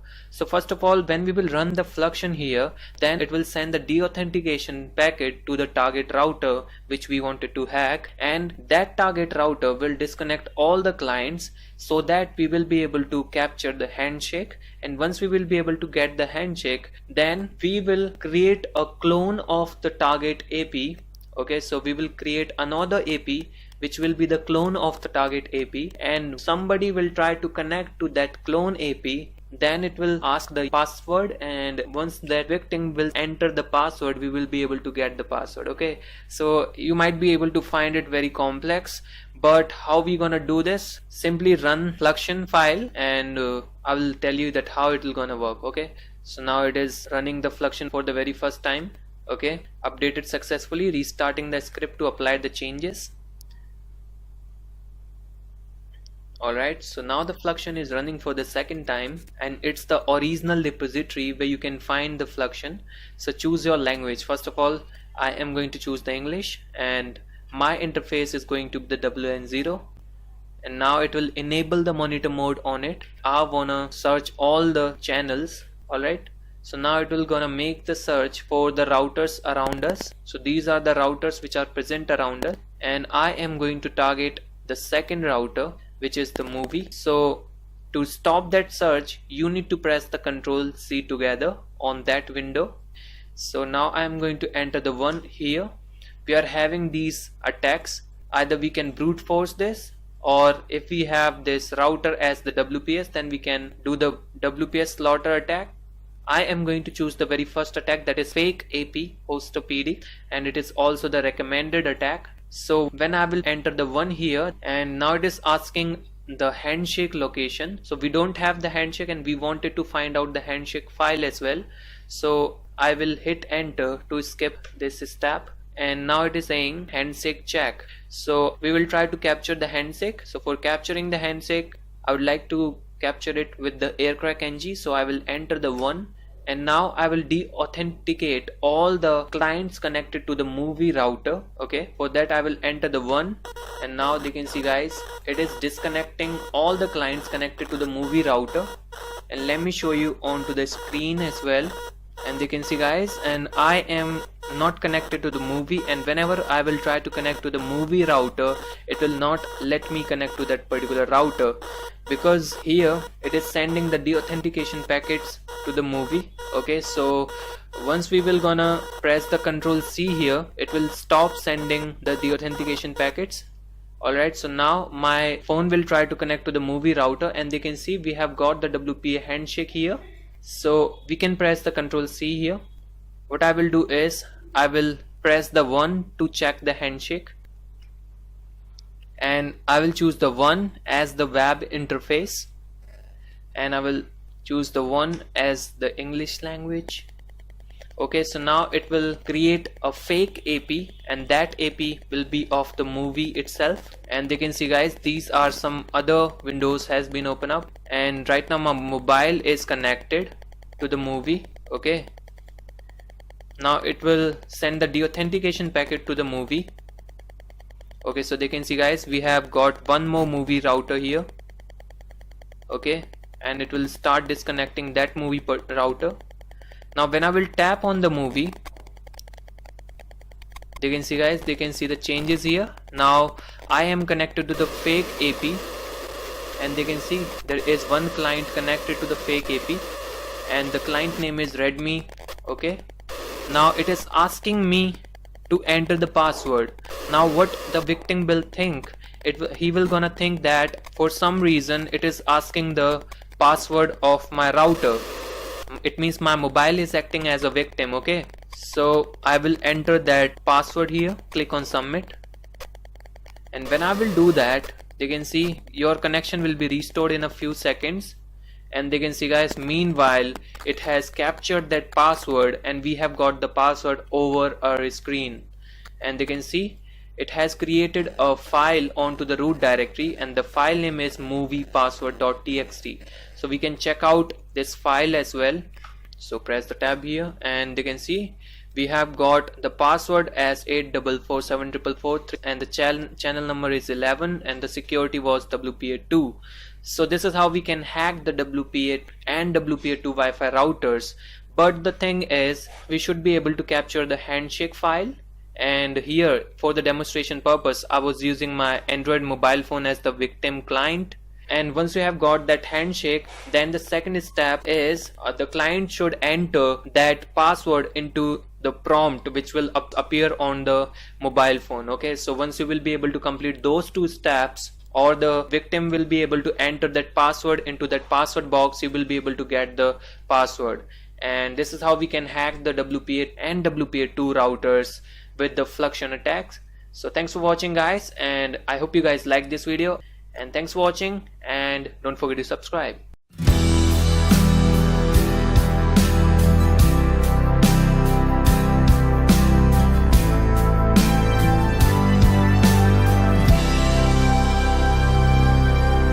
Warning, this video is created for the educational use and to show the various techniques of the wireless penetration testing. Using this information for the malicious activity can send you behind the jail. In this video, we have used our own router for the demonstration, so don't be a fool and act smartly. Hey, what is going on guys, my name is Parvinder from PNP Tutorials, and I am back with another video tutorial for you guys.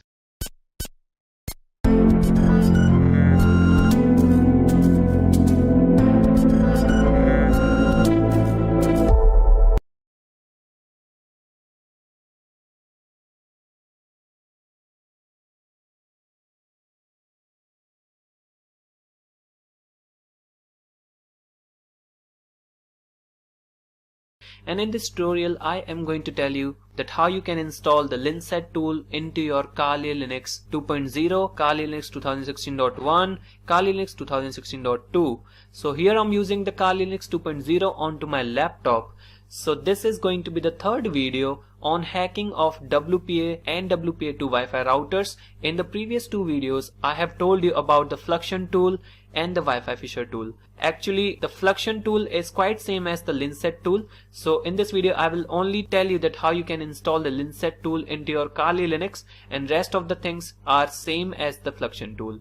So let's open up our browser, and these are the three repositories given in here. And the original creator of the Fluxion tool is the VK496, and the original version of the Linset tool is in the Spanish language.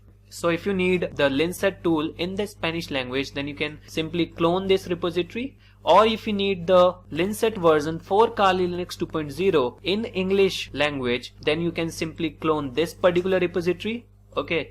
Or if you need the Linset tool for the Kali Linux 2.0, Kali Linux 2016.1 and Kali Linux 2016.2, then you need to simply clone this repository. Okay, so these are the three different versions of Linset. Since I am having the Kali Linux 2.0, so I will simply clone this particular version of Linset. Okay, so let me just copy this git repository. So I'll simply type in here git clone and paste the repository. Now this version is for the Kali Linux 2.0. Now it will gonna take some time. Do the ls here. Now the Linset directory will be created onto the root directory, and they can see, guys, get into this directory. Do the ls here. Now the two files are present into the Linset directory. Now what you need to do is you need to simply type in here chmod +x. Now you need to give the execute permission to both of the files. First one is the airmon and second one is the Linset. So I will make the use of command called chmod +x, that is change mode to the execution mode, and do the ls here. Now the both files color has been green. It means they have been given the execute permission. Now I will simply type in here Linset to check if my tool is working or not. And alright guys, so now they can see, guys, my tool is working, and rest of the things are like the Fluxion tool. So I would recommend you to watch that particular video because the Linset tool is quite same as the Fluxion tool. Now I will tell you that how you can install Linset tool into your Kali Linux 2016.1 or Kali Linux 2016.2. Okay, so this version for the Kali Linux 2016.1 and Kali Linux 2016.2, and this is the English language version. Okay, now I'll simply hit enter, and now it will gonna clone the data into this particular directory. Okay, now do the ls here, and now another directory has been created, and that directory is Linset MB. Press the tab key, hit enter, do the ls here, clear off the screen, do the ls again. And now guys, we have two files here. First one is the airmon and second one is the Linset MB 1-2.sh. Now we need to give the execute permission to both of the files. So for that I am going to make the use of chmod +x, airmon and Linset 1-2.sh. Now hit enter. Now they can see Linset is not a directory. Okay, so I just forget to put the MV here. Hit enter. Now the execute permission has been given to the both of the files. They can see the green color as well. Now let me run this particular file, that is Linset MB.sh. Copy the name of the file, use the dot and / and paste the name of the file and hit enter. And now we will gonna see if it will gonna work into our Kali Linux or not. Okay guys, so they can see select the Wi-Fi device interface to employ. Okay, this is how we can install the Linset tool in Kali Linux 2.0 and the second version on the Kali Linux 2016.2 or in the Kali Linux 2016.1 as well. So rest of the things are quite same as the Fluxion tool. So if you haven't watched that particular video, I will also give you the link in the description area so that you can easily click on that link and watch that particular video which was on the Fluxion tool. So I hope you guys like this short video. So if you guys like this short video, then give it a big thumbs up and don't forget to subscribe.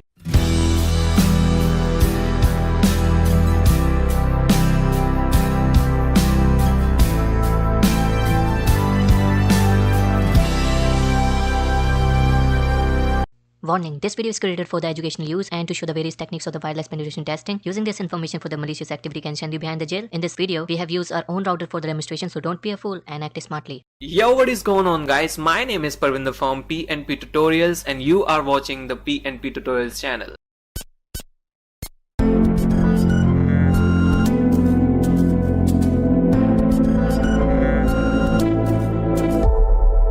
today's tutorial is about hacking the WPA and WPA2 routers with the Wi-Fi Fisher tool. So Wi-Fi Fisher tool is not a new tool, you already know that, but I just want to show you the comparison between the Wi-Fi Fisher and the Fluxion tool. Last video was about how you can hack the WPA and WPA2 routers with the Fluxion tool, and many guys were commenting in the comment box that Fluxion tool is same as the Wi-Fi Fisher. So for those guys, I just want to give you a difference, and I just want to show you the difference between the both tool.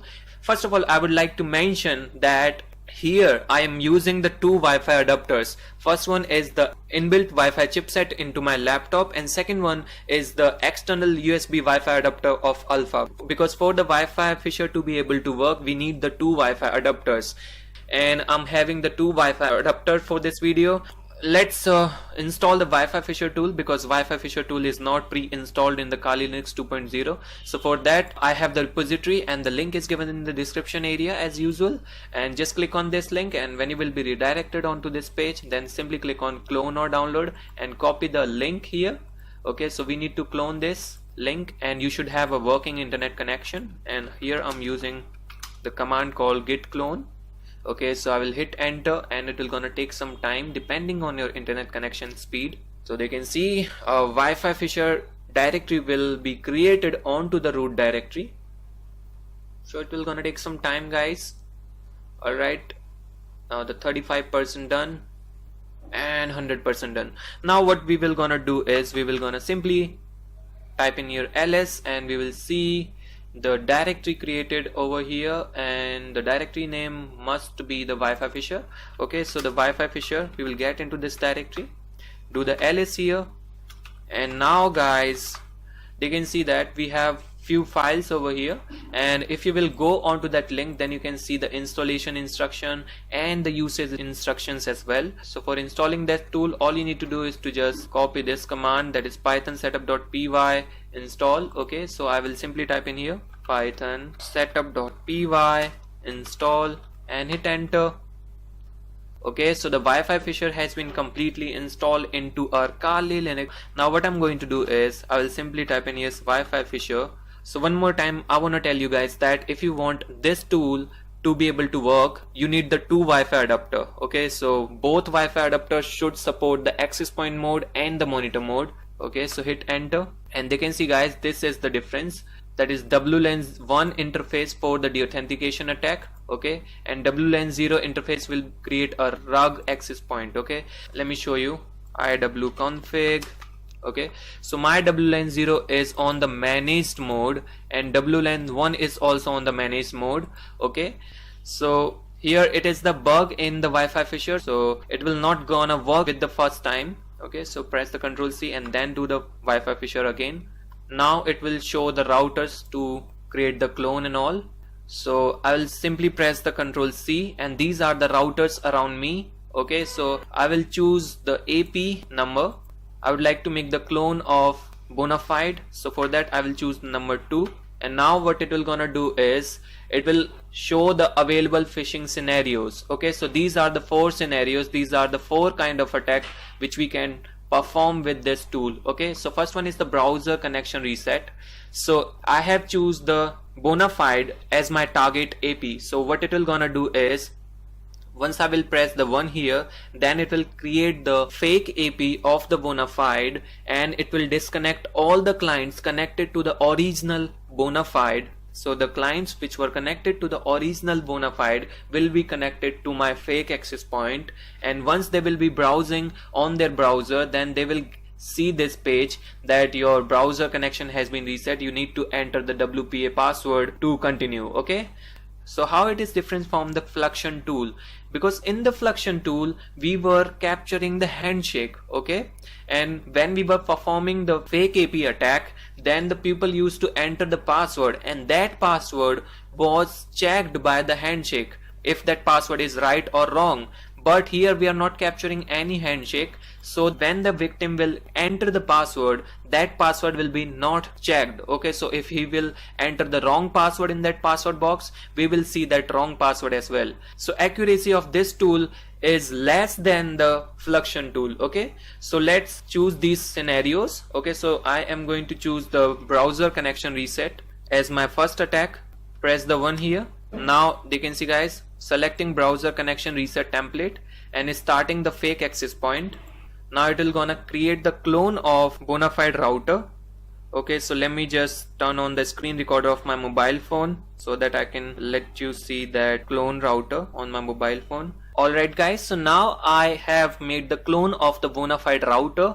So let's try to connect to the bona fide router, and here my mobile phone is acting as the victim. So your connection has been reset. I have got this message, so I have to enter this password at this time. So here I'm entering a fake password and I don't know the right password of the bona fide, and when I will click on submit, then it will show that password right onto the screen. So what is the difference between the Wi-Fi Fisher and the Fluxion tool? In the Fluxion tool, when the user was entering some password, then that password was checked with the handshake file. But in the Wi-Fi Fisher, there is no handshake captured here. If the victim will enter the wrong password, then that password will not be checked with any handshake. So we might be able to get the wrong password as well, like in this case we had got. Okay, so let's try to run the Wi-Fi Fisher again to check the second attack, and this time we are going to choose the second attack and made the clone of the bona fide router. So let's press the 2 here, and this time we are going to choose the second option, that is the firmware upgrade page. So when the victim will connect to my fake access point, then he will be redirected onto this page, and it will ask the victim to enter the WPA key, upgrade your firmware. Okay, so I will enter the 2 here, and now it is selecting the firmware upgrade page template, and then it is starting the fake access point as well. So here I'll simply move to my Wi-Fi settings, and then I will act as a victim and I will try to connect to the bona fide, and now it has made some response. Okay, so let's try to browse on to the google.com. Okay, and this time we have got this thing, that is firmware upgrade page. Okay, so this router must be the D-Link, that is bona fide. Okay, so I'll simply click on I agree with terms and conditions, and I will enter the pre-shared key, and again I will enter the fake key because I don't know the password of the bona fide. Right now my Android mobile phone is acting as the victim. Okay, so when I will click on start upgrade, and it will get the key here. Okay guys, so this was the second way to get the key of the WPA and WPA2 routers via fake access point. So let's try to run the Wi-Fi Fisher again. We will see the third option, and this time we are going to choose the new router, and this time it is going to be the Ninja. So let's choose the Ninja. So press the 3 here, and this time it will ask the browser plugin update. Okay, so generic browser plugin update page that can be used to serve the payload to the victim. So what it will gonna do is, it will gonna create a fake access point, and then it will gonna create a browser plugin update page, and we can serve the payload as well. So if we know that the victim router has the Android mobile phone connected to it, then we can serve the Android payload as well. So I'll simply choose the 3 here, and now it is asking me the payload path. Okay, so I have created a payload here, and that payload is the update extension.apk. So I will simply copy the name of the file, and if you don't know how to create the payload, then watch my Metasploit series, which will be onto my channel in the playlist section. So simply give the path, and that file is present onto the root directory. So I'll simply enter the root and the file name and hit enter, and now it is saying that using this file as a payload and is starting the fake access point. And right now my mobile phone is connected to the movie router, and this time we have got the clone of the Ninja router. Okay, so I will simply choose the Ninja, and now it will gonna redirect me on to a web page, and that web page is update your plugins. Okay, so I will click on the update now.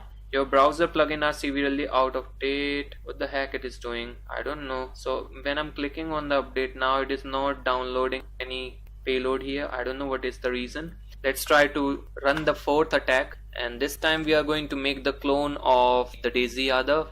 Okay, so let's try to put the 4 here, and this time we are going to make the fake access point named as Daisy Yadav, and when someone will connect to that fake access point, it will ask the Facebook username and password to continue to the internet. This is something serious guys, and I don't want you to perform this attack in public because this could create a severe problem for you, and this is the warning for you guys. And if you want to do the penetration testing, then you can use this attack. And here I'm not supporting any black hat hacking, okay? So it is a request to the YouTube as well, because it is just an educational video, so please don't try to flag my video. Let's run this attack. So it is starting the fake access point, and it will gonna create the clone of the Daisy Yadav. Okay, and let's go to onto my Android mobile phone, and the clone of the Daisy Yadav has been connected, and all the client connected to the Daisy Yadav will be deauthenticated by the alpha USB Wi-Fi adapter, and they will not be able to see their original router, and mine router will be shown to them, and they will try to connect to the Daisy Yadav. And now it will gonna redirect me on to the next page, and this page is get connected to the internet for free, a simple no frills Wi-Fi services. Now it is saying that log in into your Facebook page to continue to the internet. So here I'm using my email ID, okay, and a fake password for connecting to the Facebook. And when I will click on login, it will again show me that screen, but the password will be appear onto the screen.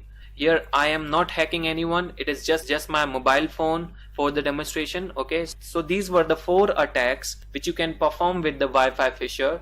And here I just want to say one thing, that Wi-Fi Fisher is not that accurate, because it do not cross check the information entered by the victim. Okay, if victim will be entering the wrong information, then we will be able to capture only the wrong information. Okay, so this was the total difference between the Wi-Fi Fisher and the Fluxion tool. So if you haven't watched the previous video, then I would suggest you to watch that video, which was the hacking Wi-Fi with the Fluxion tool. Thanks for watching guys, and don't forget to subscribe.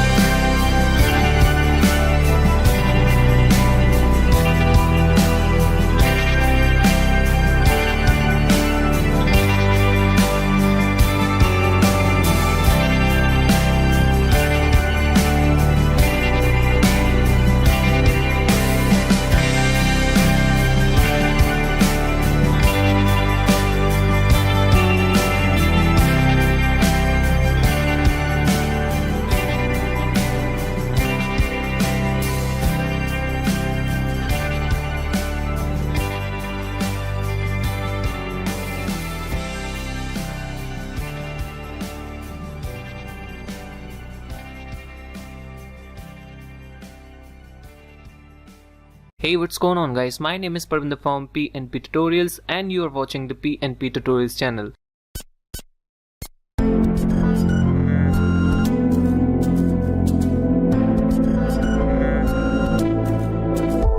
Now Now in this video tutorial, I am going to tell you that how you can speed up the process of cracking the WPA and WPA2 Wi-Fi routers.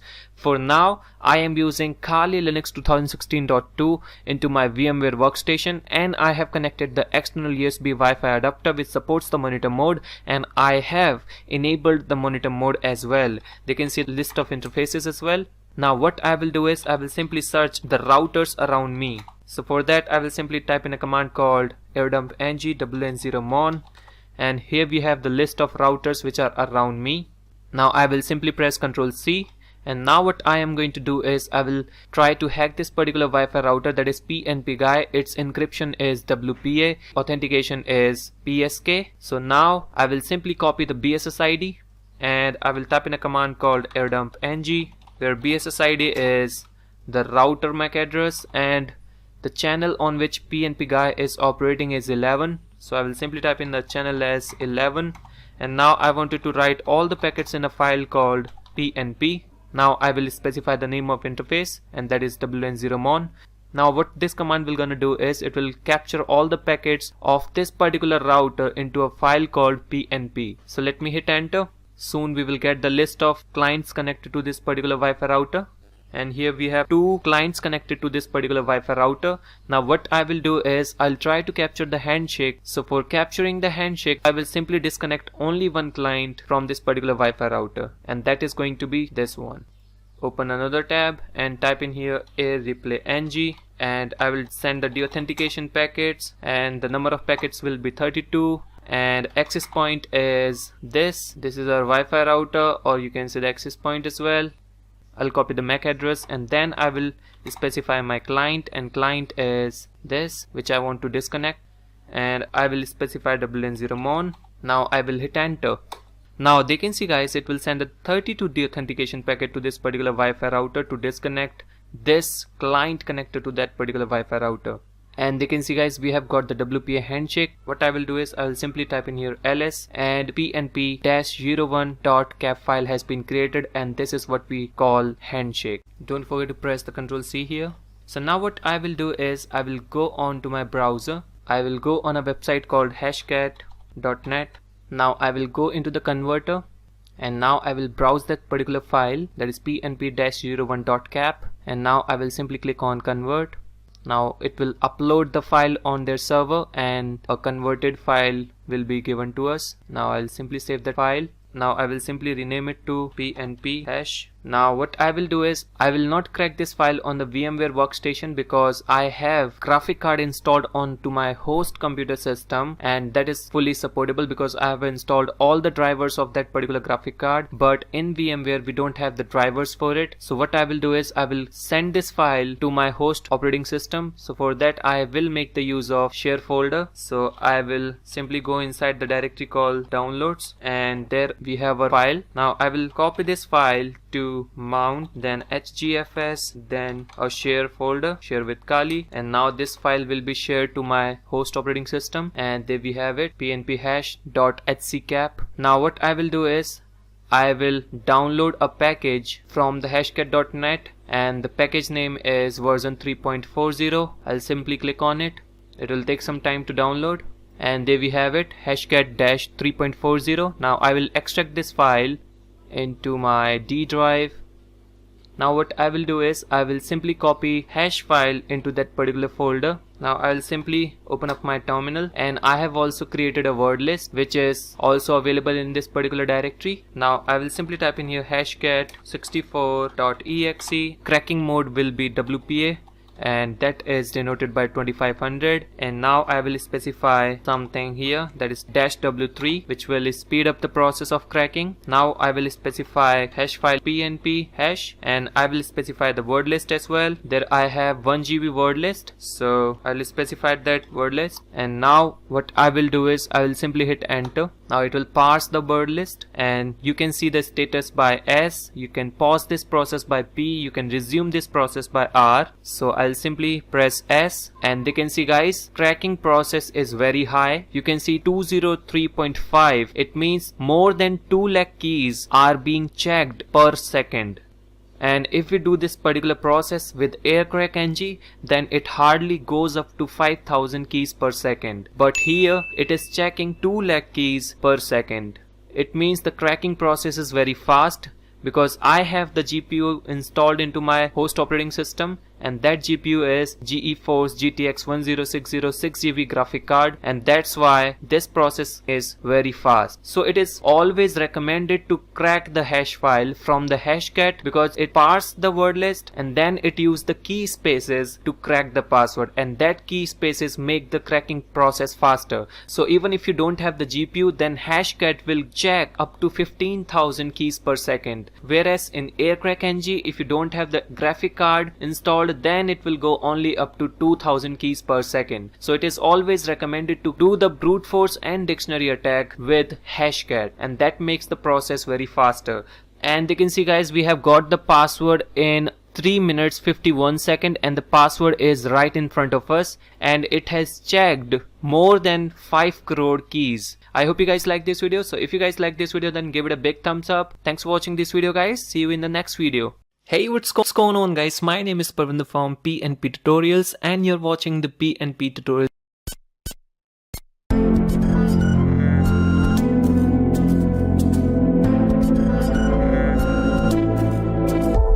Now in this video tutorial, I am going to tell you that how you can crack the password of admin of a Wi-Fi router. If you have cracked the password of someone's Wi-Fi, then you must be looking to get the admin access of that particular Wi-Fi router. So how to do it? So here I'm using Kali Linux 2016.2 onto my VMware workstation. Now what I am going to do is I will click on the terminal and I'll see the gateway of my router, or you can say the IP address of my router. So for that I will simply type in here route-NEE, and here you can see, guys, I am connected via Ethernet cable, and I am assuming that this is the hacked router and its IP address is 192.168.0.1. So I will open up my Firefox browser, and then I will go on to that particular IP address 192.168.0.1, and here you can see, guys, I have got the login page. But let's suppose the default passwords are not working. So how you can crack it? Now first of all, what I will do is I'll click on this 3 menu icon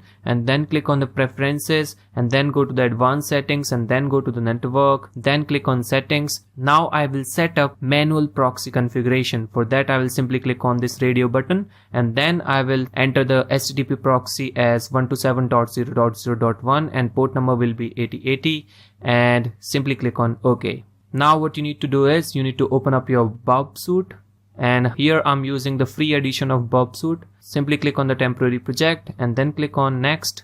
Now use Bob default, again start Bob. Now what you need to do is you need to click on the proxy and then make sure your intercept is on. Now what I will do is I will close this window, and now I will try to go on 192.168.0.1 and hit enter. And they can see, guys, I am not able to browse on 192.168.0.1. So for that what I will do is I will turn off my intercept. So simply click on this to turn it off, and they can see, guys, I am successfully reached onto my login page. Now I will simply type in a password here, and I am assuming that I don't know the password, and hit enter. Now go back to the Bob suite and click on the HTTP history. Now click on the post request, and they can see, guys, I have tried to enter hello as the password. So what I will do is I will simply right click on this post request and then I will send it to the intruder. And now I will go into the intruder section and I will go on to the position. They can see, guys, these are the variables which you need to remove. This symbol, you need to remove them, and simply remove everything in between the username and password. And we know the username is admin, which was fixed, so remove these symbols. Now you can see username is admin and we are checking for the password, and after that I will click on payload, and now I will load a word list file by which we are going to brute force this login password.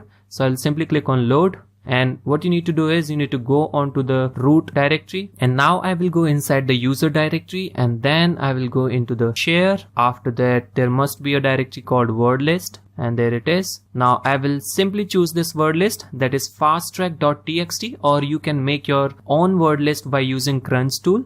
I will simply open up this word list, And now what I will do is I will simply go to the positions and I will simply click on start attack and then click on OK. Now it will try all the possible combination and they can see the length. Now whenever it will get the password, then it will change the length. Here it is 388 and you can see over here everything is 388, but now here you can see the length is 226. It means it is the right password of that login account. If you will click on length, then you will be able to see that 226 in front of you, and here you can see the length has been changed. It means it is the password of the login account. So let's try admin as the login account. Now I will simply stop this attack, click on OK, minimize it and enter admin here, and they can see guys I am logged in into the router login page. And this was a short video to tell you that how you can brute force the login account of any Wi-Fi router. So I hope you guys like this video. So if you guys like this video, then give it a big thumbs up. Don't forget to subscribe to my channel and see you in the next video. Hey, what's going on guys, my name is Parvinder from PNP Tutorials and you are watching the PNP Tutorials channel.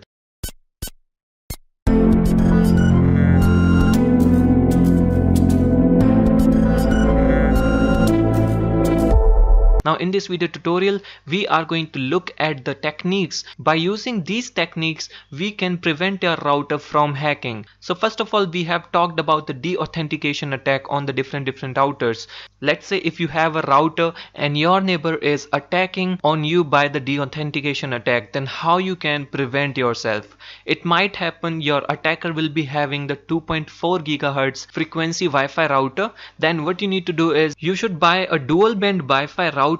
And nowadays dual band Wi-Fi router does have the 2.4 GHz operating frequency and also the 5 GHz operating frequency. It may happen attacker can have the 2.4 GHz USB adapter, and when he will try to deauthenticate your router, because your router is operating on the 5 GHz frequency, then he will not be able to deauthenticate the client connected to your Wi-Fi router, because attacker is sending the deauthentication packets to all the routers which are 2.4 GHz frequency supportable. But since your router is 5.0 GHz, then your router will not be affected from the 2.4 GHz frequency of deauthentication attacks.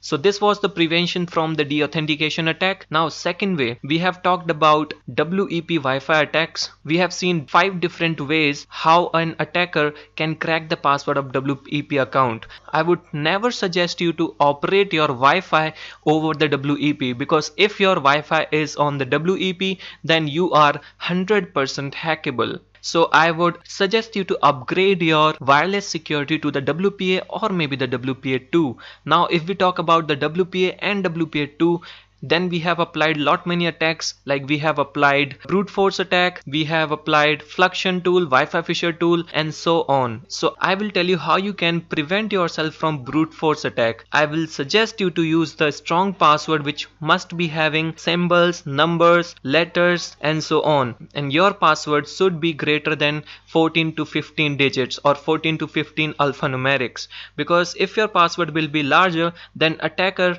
will face the problem to crack your password, since he can only crack your router password by the brute force attack. So if an attacker will use dictionary attack, then he might have to create a better word list, which will take a hell lot of time to crack the WPA and WPA2 Wi-Fi routers via brute force attack. So I will suggest you to use the strong password, which should be greater than 14 to 15 digit. Now let's talk about the fluxion tool. In the fluxion tool, an attacker must be using the evil twin attack. So I will always suggest you to look into the router security. Generally when the evil twin attack is performed, then the attacker's Wi-Fi router is open. So I will always suggest you to look into the security encryption. It might happen your Wi-Fi router may be having the WPA or WPA2 security, and if you are connecting to the attacker's Wi-Fi router, then he might be having the open security. So always check the encryption before connecting to the router, and if you have connected to the attacker's router, then always always try to see what he is asking for, because it might happen he will be asking for the Facebook credential, or attacker might be asking for your password, but this would never happen in the real life. So always prevent yourself from evil twin Wi-Fi attacks. And if you are going into the McDonald's, Domino's and Starbucks, then do not connect with any random Wi-Fi router, because it may happen an attacker has served a Wi-Fi router or maybe a Wi-Fi hotspot, and if you have connected to his Wi-Fi router, then he might be sniffing your credentials. It might happen you will do some sort of shopping things on his Wi-Fi router, and attacker might be able to steal your credentials. So never ever do the shopping and other things which requires sensitive information on the public networks. This is your host Parvinder, and I am the host and running a channel named as PNP Tutorials. So if you wanted to watch ethical hacking, networking, Raspberry Pi and product review and unboxing videos, then I would suggest you to visit on my YouTube channel. You will really find it interesting. So I hope you guys liked this video, and this was the complete course on Wi-Fi hacking. I hope you guys enjoyed this course. So this is it for the course. Thanks for watching, and if you have any problem related to the course, then you can contact me on my social media links. If you want to check out some code and repository, then you can visit my GitHub as well. You can visit on my public profile of Udemy, and you will get all these social media links. So thanks for watching this course guys. I hope you guys enjoyed it.